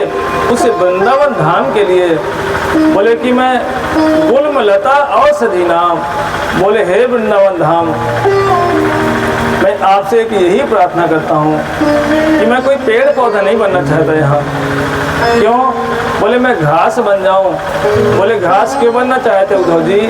बोले घास इसलिए बन जाऊं क्योंकि जब ऐसे प्रेमवती गोपियां जब चलेंगी ना, तो इनके चरणों से स्पर्श होकर के जो धूल उड़ेगी, वो धूल गोपियों के चरणों को स्पर्श करके मेरे जब सिर पर पड़ेगी तो मेरा कल्याण हो जाएगा। बोले वृंदावन धाम की जय। इसीलिए हम जब भी वृंदावन जाए ना, या जो व्यक्ति गए हों या जो जाने वाले हों, जब भी जाओ उस वृंदावन की रथ को जाकर के साष्टांग में प्रणाम करना चाहिए, क्योंकि कोई साधारण वृंदावन नहीं है। ये वृंदावन जहाँ पर बड़े बड़े उद्धव, नारद, शिव, ब्रह्मा,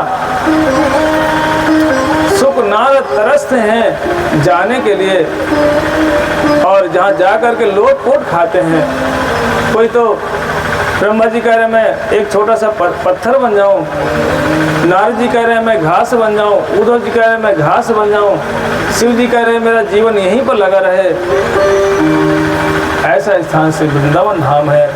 इसलिए वृंदावन में जब भी हमें जाना चाहिए, जा कर के अपनी गाड़ी को साइड में खड़ी कर दो, साष्टांग लेट करके प्रणाम करो कि हे वृंदावन धाम, आपके पास जो भाव है, जो कृपा है वो हम पर कृपा हो जाए, जिससे हम इस मनुष्य जीवन को पा करके जो हम अपने अहंकार में जो जी रहे हैं, हे धाम, ये हमारा अहंकार नष्ट हो जाए। और जब तक अहंकार नष्ट नहीं होगा तब तक भगवान की कभी कृपा प्राप्त तो कोई कर ही नहीं सकता।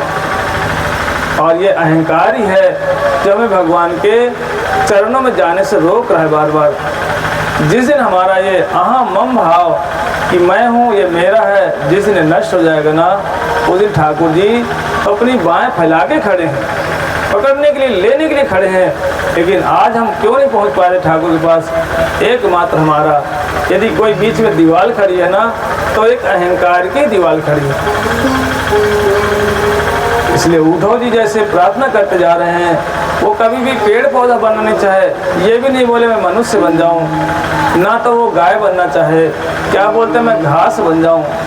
क्योंकि जब गोपियां चलेंगी, इनके चरणों को स्पर्श करके जब धूल मिट्टी उड़कर मेरे सिर पर पड़ेगी तो मेरा कल्याण हो जाएगा। बोल वृंदावन धाम की जय, जय जय श्री राधे श्याम।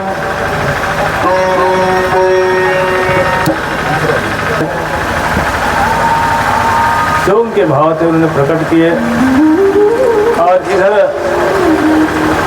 मथुरा में क्या हुआ, जैसे कंस का वध हुआ, कंस की दोनों पत्नियां आपने जाकर पिताजी को संदेश भिजवाया कि हमारे पति को एक कृष्ण ने मार दिया है। जरासंध को जैसी खबर हुई, जरासंध ने क्या किया, आक्रमण करना शुरू कर दिया। कई बार आक्रमण किए और नारद जी ने जाकर के काल यवन को ही बता दिया जरासंध पर ऐसी आफत आ गई। लेकिन जरासंध जितनी बार आक्रमण करता, कृष्ण बाहर चल के लड़ाई करेंगे। काले ने बोला कोई बात नहीं, बाहर चल के लड़ते हैं।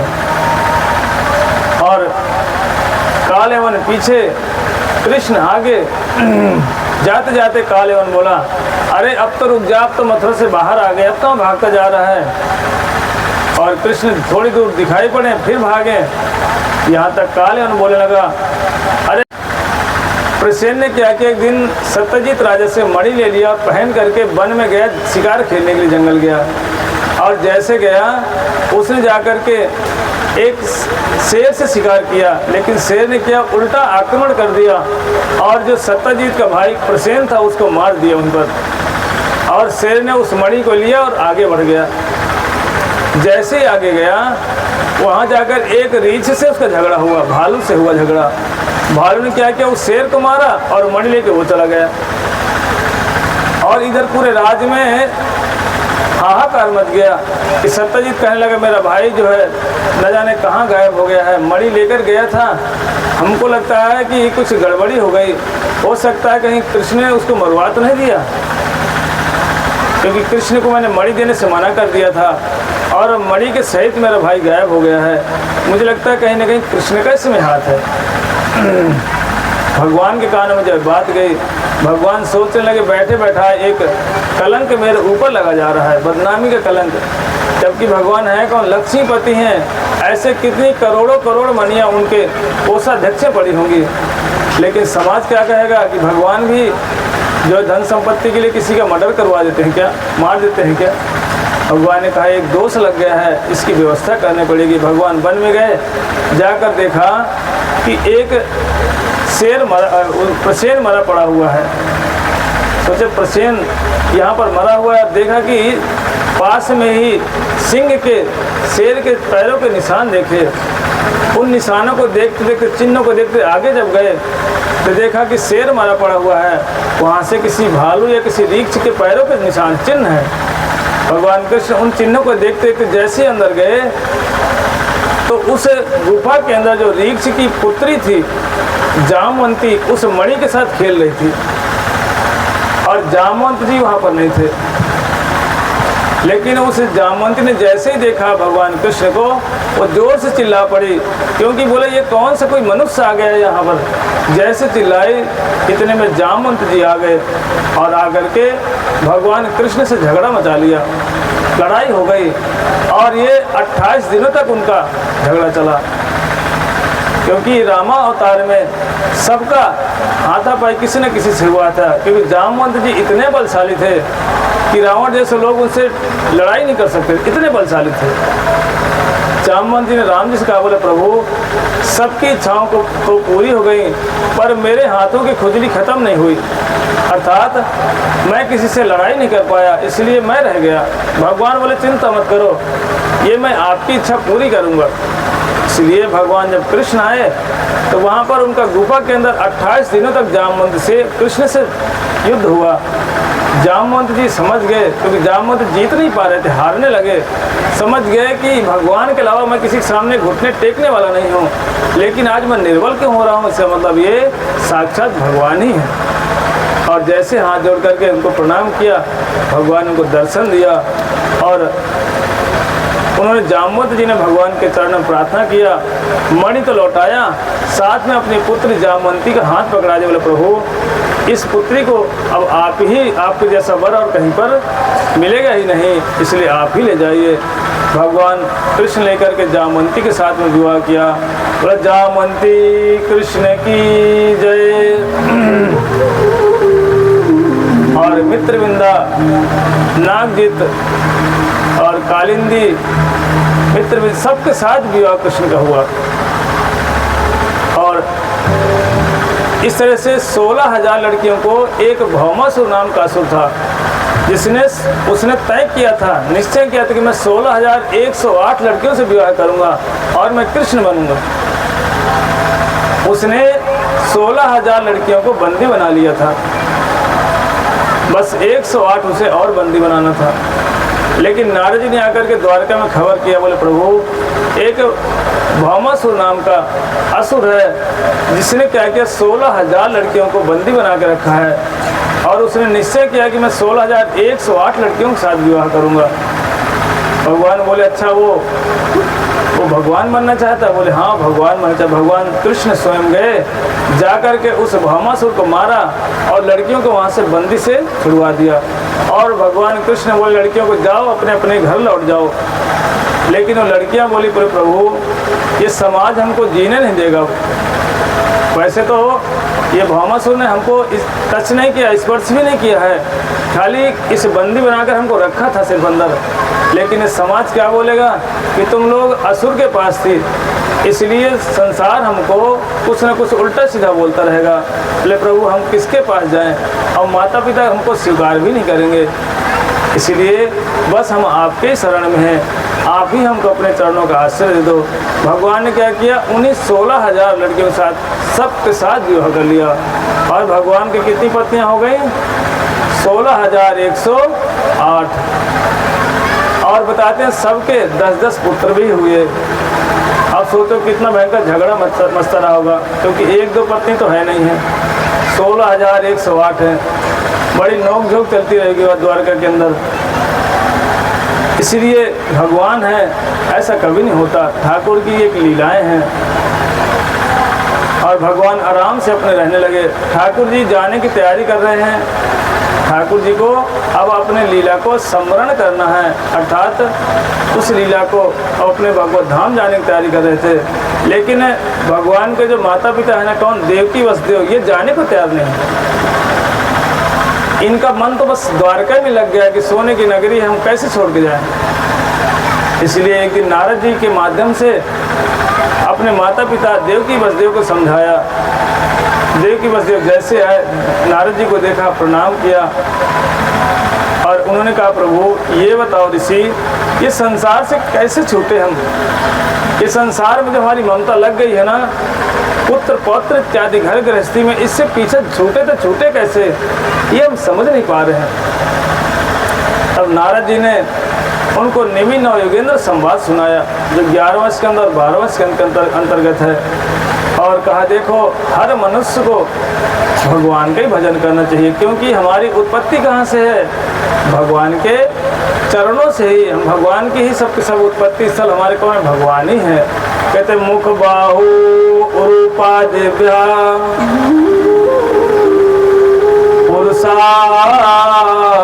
पुरुषाश्रमैः सह चत्वारो जग्गिरे वर्णः गुण विप्रादया पृथक् या ऐसा पुरुषं साक्षात् प्रभवम् ईश्वरः ना भजन्ति अवजानन्ति स्थानावृष्टा पतन्ति अधः।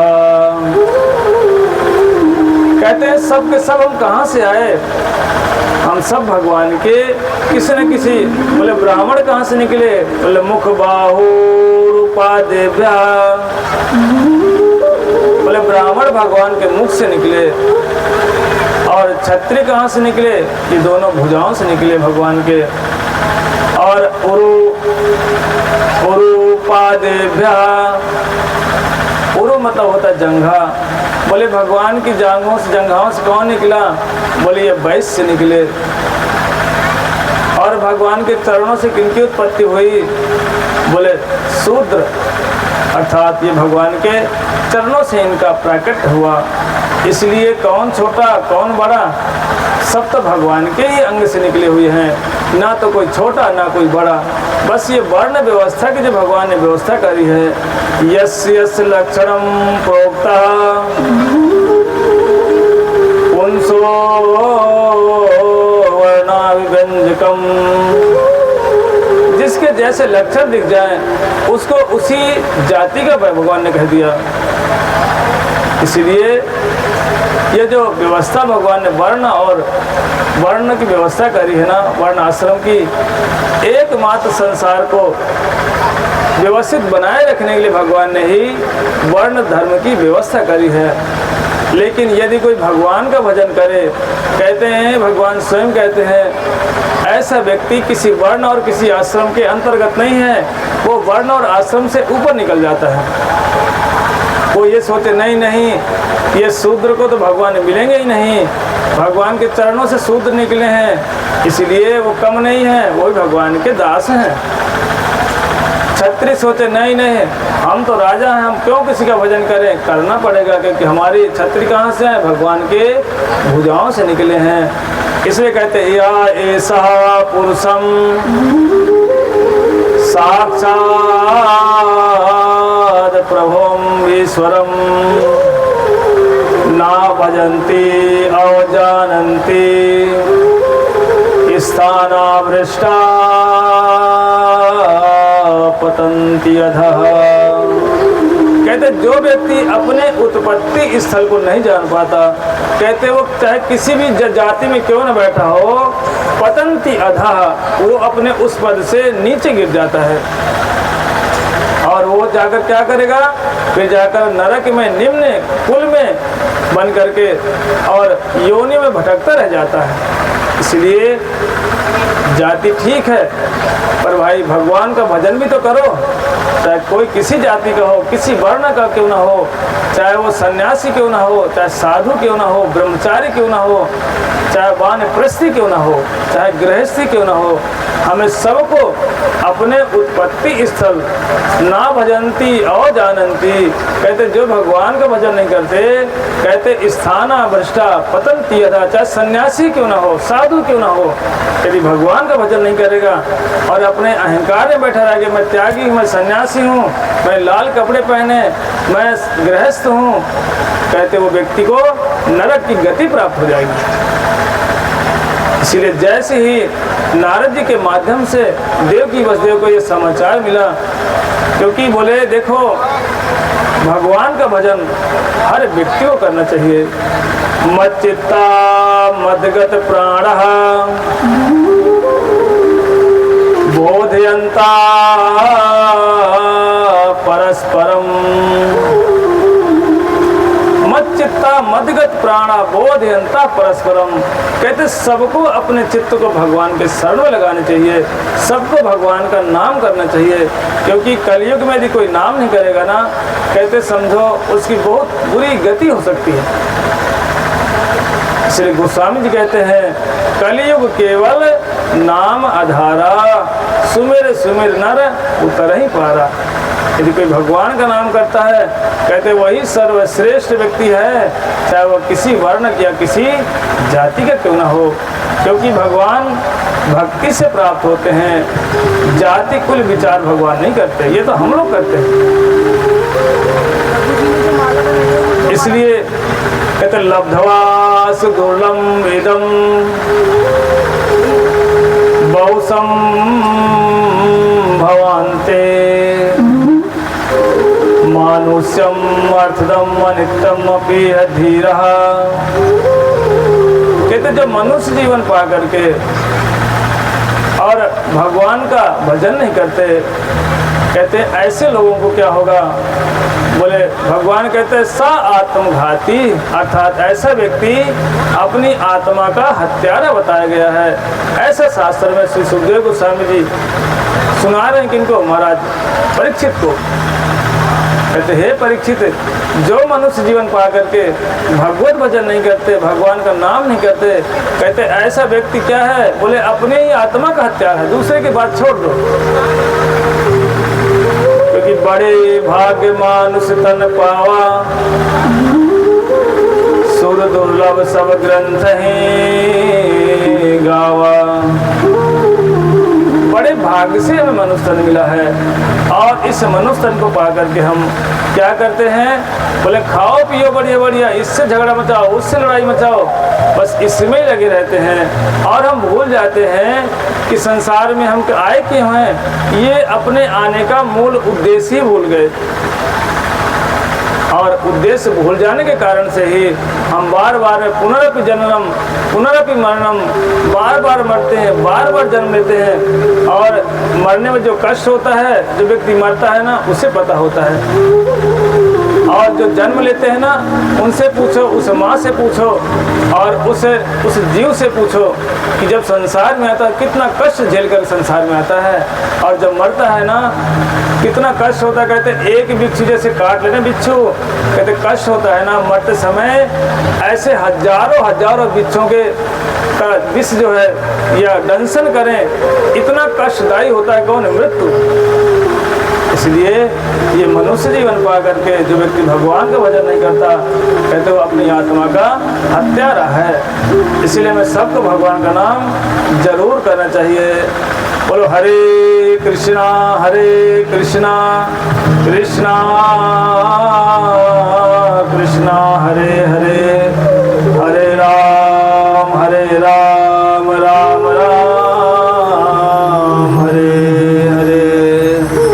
इसीलिए हमें सब लोगों को भगवान का नाम जरूर जरूर करना चाहिए, क्योंकि इन कथाओं को सुनने का मतलब यही है, क्योंकि सब जगह शास्त्रों में, वेदों में, पुराणों में, उपनिषदों में, रामायण में, सब जगह भगवान के नाम की महिमा गाई गई है।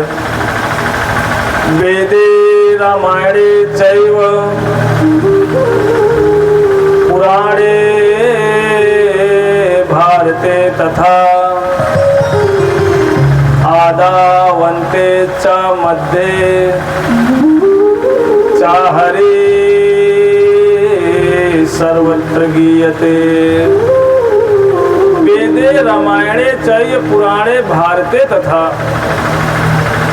और आदावन्ते च मध्ये, शुरू में, मध्य मतलब बीच में, अंत में नाम की महिमा गाई गई है। इसलिए जो व्यक्ति भगवान के नाम का आश्रय ले लेता है, जो ठाकुर जी के माला को लेकर के भजन करना शुरू कर देता है, समझ जाओ इस व्यक्ति के कल्याण का समय शुरू हो गया है। क्योंकि जब जब भगवत नाम करेगा, ठाकुर जी वहाँ उसके लिए सीट कन्फर्म करना शुरू कर देते हैं। कहते भैया आप इसके लिए व्यवस्था करो, क्योंकि ये नाम करेंगे, भगवान का नाम जैसे जैसे करते जाएंगे सारे पापों का नाश होते चला जाएगा, और एक दिन धीरे धीरे करते करते सारे के सारे पाप नष्ट हो जाएंगे और ये व्यक्ति भगवत धाम की प्राप्ति कर लेगा। बोले वृंदावन बिहारी लाल की जय जय जय राधे श्याम। जैसे सुखदेव गोस्वामी जी महाराज परीक्षित को इन कथाओं को श्रवण कराया,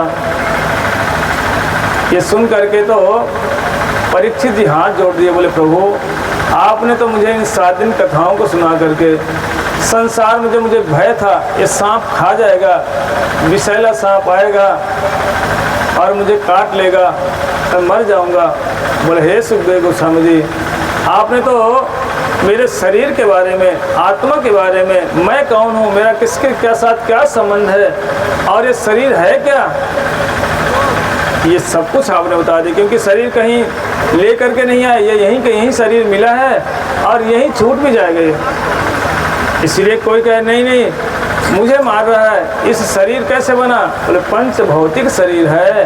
हम हैं कौन, हमारी असली पहचान क्या है, हम भगवान के अंश हैं, हम आत्मा हैं। इसलिए हे सुखदेव गोस्वामी जी आपने तो मुझे संसार से भय मुक्त ही कर दिया।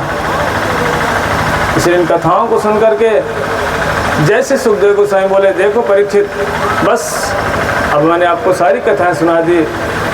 इसलिए सुखदेव गोस्वामी जैसे वहाँ से निकले महाराज परीक्षित सिर्फ सुखदेव गोस्वामी को प्रणाम किया और प्रणाम करके बोले प्रभु आपने हमको संसार के ये भय से मैं मुक्त हो चुका हूँ, ये आपकी कृपा से हुआ है।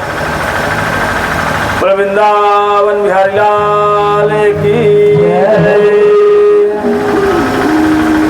और जैसे सुखदेव गोस्वामी जी गए महाराज परीक्षित क्या किए, एकदम स्तंभ की भांति बैठ गए। और जैसे ही वो तक्षक तो आया, लेकिन रास्ते में उनको कश्यप ऋषि से मुलाकात हो गई। कश्यप ऋषि को पता चल गया कि तक्षक आने वाला है, और कश्यप ऋषि को ये विष उतारना बड़ा अच्छी तरह से आता था। और ये तक्षक भी जानता था कि कश्यप ऋषि एक ऋषि है, मैं किसी को काट लूँ ना कि ये ऋषि चाहेंगे तो 1 मिनट नहीं लगेगा, विष को नष्ट कर देंगे। लेकिन जैसे ही तक्षक आया, सिंगरी ऋषि का जो श्राप लगा था आया, तो वो कश्यप ऋषि से मुलाकात हो गई और तक्षक ने क्या किया, ब्राह्मण का रूप बना लिया। और जैसे पूछा, बोले भैया आप ऋषि यहाँ क्यों खड़े हो, बोले मैंने सुना है कोई तक्षक आने वाला है, परीक्षित को दंशन करेगा, काटेगा, और मैं ऐसा होने नहीं दूंगा, मैं विष उतार दूंगा पूरा। लेकिन तक्षक ने क्या किया, बहुत सारा उपहार उन ऋषि को प्रदान किया, और ऋषि क्या किया, उन उपहारों को लेकर के अपने घर चले आए। तक्षक फिर आगे बढ़ा, जैसे बढ़ा और जा करके ये ध्यान देना महाराज परीक्षित पहले ही शरीर छोड़ करके जा चुके हैं, उस शरीर में बैठे नहीं हैं। कई लोग बोलते हैं कि तक्षक आया परीक्षित को काट लिया, अरे उस शरीर में है ही नहीं, किसको काटेगा, वो पहले भगवत धाम निकल गए, वहाँ है नहीं, वहाँ वो खाली शरीर बैठा है बस। और जैसे ही आया उसे जैसे उस सांप ने काटा, तक्षक ने परीक्षित के शरीर को काटा, और ये बात तो उनके जो पुत्र थे जन्मेजय उनको पता चल गया। और जन्मेजय ने ब्राह्मण को बुलाया और सर्प मारने वाला यज्ञ करा दिया। बोले सारे सर्पों की आहुति दे दो इसमें। अब जैसे यज्ञ शुरू हुआ, सारे के सारे सांप आए और स्वाहा होने लगे। लेकिन तक्षक ने देखा कि हमको भी स्वाहा कर देगा, इसलिए तक्षक भाग कर गया, इंद्र के सिंहासन में लिपट गया। और जन्मेजय ने उन ब्राह्मण से पूछा कि वो तक्षक आया कि नहीं है जिसने मेरे पिता को काटा है। ब्राह्मण बोले राजन, वो तो तक्षक जाके इंद्र के सिंहासन में लिपट के बैठ गया, आने को तैयार ही नहीं है। बोले अच्छा, इंद्र के सिंहासन में बैठा है, बोले ठीक है, मंत्र उच्चारण करो, इंद्र समेत स्वाहा कर दो। अब ब्राह्मणों ने मंत्र पढ़ना जैसे शुरू किया, इंद्र बैठा हुआ अपने सिंहासन में, और सिंहासन समेत वहाँ से उठा और ऊपर आकाश में आने लगा। इतने में अंगिरा ऋषि के शिष्य बृहस्पति ने देख लिया, बोले भैया अब तो ये मामले उल्टा हो जाएगा, ये इंद्र को ही आहुति दे दिया, अब इंद्र भी इसमें घुस जाएगा। तब जा करके जन्मेजय के पास में गए, बोले राजन एक राजा को ये शोभा नहीं देता, आप क्षत्रिय हैं और इस तरह से इंद्र की आहुति दे रहे हैं बैठ करके। ठीक है, जो भी हुआ भगवत इच्छा से हुआ है, और आपके पिता तो वैसे रहे तो है नहीं, वो तो भगवत धाम चले गए कथाओं को सुन करके। आप भला इन सब छोटे मोटे झगड़े में क्यों फंस रहे हो और भगवान की सृष्टि में क्यों विघ्न डाल रहे हो? क्योंकि भगवान की बनाई हुई सृष्टि है कि देवी देवता कोई अपनी मर्जी से नहीं बैठे हैं, ये भगवान के आधिकारिक देवता हैं। इसलिए जन्मेजय ये ठीक नहीं है, एक राजा को ये शोभा नहीं देता। इसलिए जैसे बृहस्पति ऋषि ने ये बात कही, जन्मेजय ने उनकी बातों को स्वीकार कर लिया और ब्राह्मणों को बोला कि नहीं अब यज्ञ बंद कर दो, इंद्र को वापस करा दिया। बोले वृंदावन बिहारी लाल की जय। और हम लोग भी संसार में ना इन्हीं सब माया में फंसे हैं। एक राजा थे, उनकी 3 पत्नियां थीं। ये ध्यान से सुनना, अब तो कथा विश्राम करना है क्योंकि समय बहुत हो गया, 8:30 बज गए, हमें निकलना भी है। आज हमें रात में जाएंगे हम लोग यहाँ से, आप लोगों से विदाई लेकर के। जैसे कहते हैं एक राजा थे, उनके 3 पत्नियां थीं। जब राजा के मृत्यु का समय आया और राजा को सबसे छोटी वाली पत्नी बड़ी प्रिय थी, बहुत चाहता था उनको। जब राजा के मरने का समय आया, राजा ने जाकर के छोटी वाली पत्नी से कहा, बोला प्रिय मैं मरने वाला हूँ, तुम मेरे साथ चलोगी क्या? ये सुन करके छोटी वाली रानी बोली नहीं नहीं, मैं तो नहीं जाऊंगी, मैं तो आपका इंतजार कर रही हूँ, आप कब मरो और मैं दूसरे के पास चली जाऊंगी। राजा घबरा गए, बोले हे भगवान, जिसको मैंने जीवन भर इतना प्रेम किया और वो पत्नी कह रही कि मैं तो इंतजार कर रही हूँ कब मरो और कब मैं दूसरे के पास चले जाऊँ।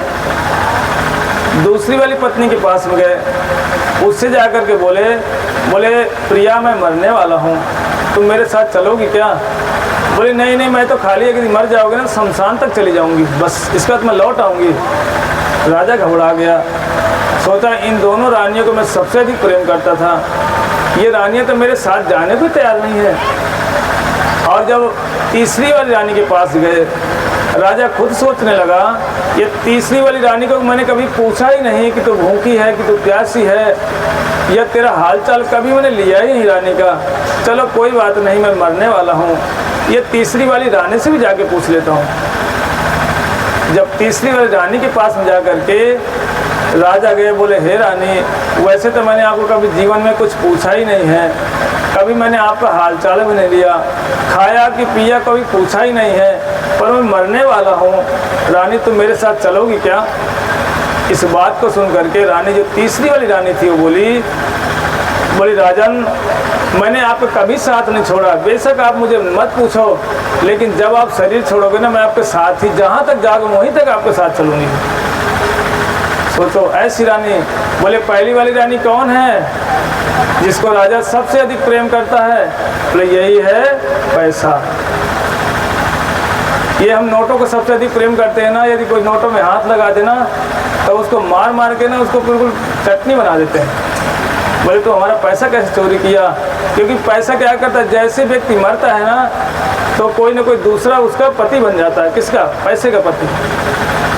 ये पहली पत्नी कौन है? बोले यही है धन और संपत्ति। अब देखो इन खेतों के, इन घरों के मालिक कितने हुए होंगे हमसे पहले? आपसे पहले क्या कोई घर का मालिक नहीं रहा होगा क्या? कोई ना कोई जरूर रहा होगा। उनसे पहले भी कोई थे, वो मरे तो दूसरे मालिक बने। अब जब उसके बाद जब वो मरेंगे तो उनके बच्चे बन जाएंगे मालिक। इसीलिए पहली पत्नी कौन है? बोले यही है धन संपत्ति। और बोले दूसरी वाली पत्नी कौन है? बोले दूसरी पत्नी कौन है? यही हमारे हैं अपने पारिवारिक जन, भाई बंधु, जिनके लिए हम रात दिन मरते हैं। यदि हम मर जाएंगे तो कहाँ तक जाएंगे? शमशान तक। बोले राम नाम सत्य, शमशान तक गए और वहाँ जाकर फूक फाक के लौट कर फिर आ गए। बोले दूसरी पत्नी कौन है? बोले यही है हमारे अपने पारिवारिक जन। और बोले ये तीसरी पत्नी जो कहती थी कि मैं लास्ट तक आपके साथ में चलूँगी, ये कौन है? बोले यही है हमारी आत्मा, जिसका हम कभी पूछते ही नहीं हैं। आत्मा का कोई बात सुनने को तैयार नहीं है। कि तुम खाए हो कि नहीं खाए, कि तुम भूखी हो, जबकि आत्मा की खुराक क्या है? ये भगवान का हरि नाम, जिसको हम बिल्कुल भी नहीं करने को तैयार हैं। तीसरी वाली पत्नी की बात को तो सुनना ही नहीं चाहते। यदि कोई साधु कह भी दे भैया भगवान का नाम करना, बोले महाराज समय नहीं है। क्यों नहीं है? पैसा कमाने में। इन संसार के लौकिक व्यवहारों में लगे रहते हैं, लेकिन हम कभी अपनी आत्मा के बारे में सोचते हैं क्या? कभी नहीं सोचते। यही हमारी तीसरी पत्नी आत्मा है। देखो सुख में दुख में सब समय हमारे साथ खड़ी रहती है। इसलिए आत्मा की खुराक क्या है? बोले यही है भगवान का नाम। बोलो हरे कृष्णा कृष्णा कृष्णा हरे हरे, हरे राम राम राम हरे हरे। इसीलिए भागवतम हमको आशीर्वाद देते हैं। बोले भवे भवे यथा भक्ति पादास्तयो जायते। इसलिए हम सब लोग भगवान से प्रार्थना करते हैं कि हे ठाकुर जी हम पर आप कृपा करिए, क्योंकि हम सब लोग मिलकर ही प्रार्थना करेंगे भगवान से कि हे भगवान कृष्ण, हे श्रीमद् भागवतम हम पर कृपा करो, जिससे हम आपके चरणों का आश्रय लेकर के आपका भजन साधन करें और नाम संकीर्तन करते हुए है। क्योंकि नाम संकीर्तन सर्वपाप प्रणाशनम प्रणयो दुख समनस्तम हरिम परम। कहते नाम संकीर्तन से सर्व पाप प्रणाशनम। यदि कोई भगवान का नाम करेगा, और हम यही भगवान से प्रार्थना करते हैं कि हे ठाकुर जी हमारा जन्म जन्मांतर आपके नाम कीर्तन कथाओं को करते करते ही ये जीवन कट जाए। यही हम ठाकुर जी से सब लोग मिल करके यही हम प्रार्थना करें। बोलो श्रीमद् भागवत महापुराण की जय। जय जय श्री राधे श्याम। और जिन्होंने ये भागवतम कथा कराया, हमारे श्री क्या नाम है त्रिपाठी जी जो बैठे हुए, उनका नाम थोड़ा भूल गए, राम किशोर त्रिपाठी जी, और उनकी पत्नी श्री माता श्री उर्मिला देवी उर्मिला त्रिपाठी जी, जिन्होंने तीर्थ यात्रा करने के उपरांत बाद में इन्होंने भागवतम सुना। इसलिए सबसे पहले इनके लिए जोरदार तालियां बजा दो एक बार। और इन माता पिता के बातों को जिन पुत्रों ने स्वीकार किया, ओम प्रकाश त्रिपाठी जी और उनके छोटे वाले भाई, उनका यहाँ का नाम क्या है, पिंटू नाम शायद बोलते हैं उनको, वैसे तो हमारे गुरु भाई हैं वो। उनके लिए जोरदार तालियां बजाओ एक बार। और देखो तीसरी बात यह है कि ये संगीत वाले थे, जिनको आप लोगों ने बड़े खूब नाचते थे, नचाते भी थे। इसलिए इनके लिए संगीत वाले जो बैठे हुए, इनके लिए जोरदार तालियां बजाओ। और देखो संगीत वाले यदि हमें साउंड वाला साउंड नहीं देता, ये तार में गड़बड़ी कर देता, तो हम कथा भी नहीं सुना पाते, ये कीर्तन वाले कुछ भी नहीं कर पाते। इसीलिए ये दोनों जो साउंड वाले ने खूब सहायता करी बैठ करके, इनके लिए भी जोरदार तालियां बजाओ। जय जय श्री राधे श्याम। अब रुद्रपुर वाले सोचते होंगे सबके लिए तालियां बजाए, जो हम आए तो हमारे लिए तालियां नहीं बजेंगी क्या? बोले रुद्रपुर वासियों के भी तालियां बजेंगी। यदि आप लोग नहीं आते ना तो फिर मैं कथा किसको सुनाता। इसलिए आप अपने लिए भी जोरदार तालियां बजाओ। इसलिए आप लोगों का बहुत बहुत धन्यवाद। आप लोग आए, यदि नहीं आते, इतनी संख्या में नहीं आते, तो हम जाकर के वृंदावन में क्या बताते कि रुद्रपुर गए, वहाँ कोई आए ही नहीं कथा सुनने। इसलिए जब मैं वृंदावन जाऊँगा ना, वहाँ जा कर के सबको बताऊँगा प्रसाद वालों को कि भाई मैं रुद्रपुर गया था भागवत करने के लिए। इसके 1 साल पहले मैं भेड़ी गांव में भी आया था भागवत करने के लिए, और भेड़ी में भागवत करके गया था। तभी हमारे जो भैया हैं श्री ओम प्रकाश त्रिपाठी जी, उसी समय से इनकी प्लानिंग कर रही थी कि जब हमारे माता पिता तीर्थ यात्रा करके आएंगे तो हम भागवत करवाएंगे। और 1 साल नहीं बीता, उसके पहले पहले मैं ये रुद्रपुर गांव में आ गया। और देखो सब लोगों ने कथाएं सुनी, और कथा के बाद फिर प्रसाद मिला कि नहीं मिला खाने को, रोज़ मिल रहा है ना। इसलिए जो व्यक्ति प्रसाद बना रहे हैं, क्योंकि बढ़िया देखो रोज़ पूड़ी हलवा कहीं चावल है, जलेबी, हाँ तो जलेबी और है हाँ समोसा गुलाब जामुन, ये सब जो हमें खिला रहे थे, पूरी सब्जी है, वो हमारे श्री विपिन एक नाम के प्रभु जी हैं, उन्होंने सबको खिलाया पिलाया। और इन घर वालों ने सब लोगों ने मिल कर के ये सहयोग दान किया, इसलिए एक बार उनके लिए भी जोरदार तालियां। और आप लोग खाते रहे, इसलिए अपने भी जोरदार तालियां। और जिन लोगों ने इन भंडारे में सहायता की है, कि कई लोग ऐसे हैं जो गुप्त रूप से भी सहायता करके गए हैं, कभी किसी ने भंडारा दिया लेकिन उन्होंने नाम अपना बिल्कुल छुपा के रखा है, तो उनके लिए गुप्त तालियां बजा दो जोरदार कि चलो भाई मैं नाम नहीं बताया, उनके लिए भी तालियां।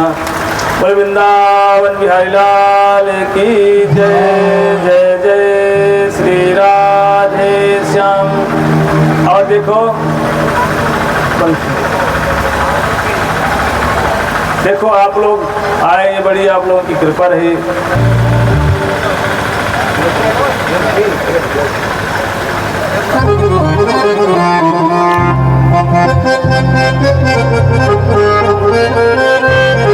मुझे शाम से मिलती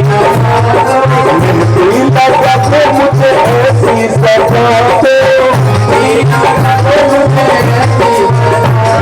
मुझे शाम से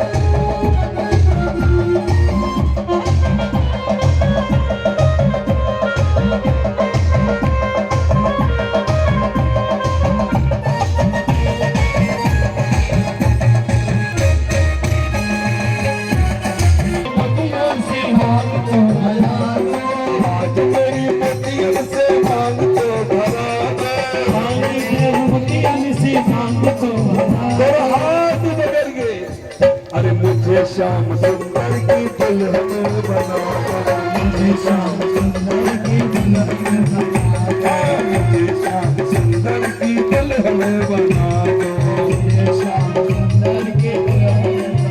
ओ दुनिया से नाता तोड़ फुटकी हो जाऊंगी, दुनिया से नाता तोड़ फुटकी हो जाऊंगी, सतगुरु को बुलवा के हाथ सेवा करा दे, सतगुरु को बुलवा के हाथ सेवा तो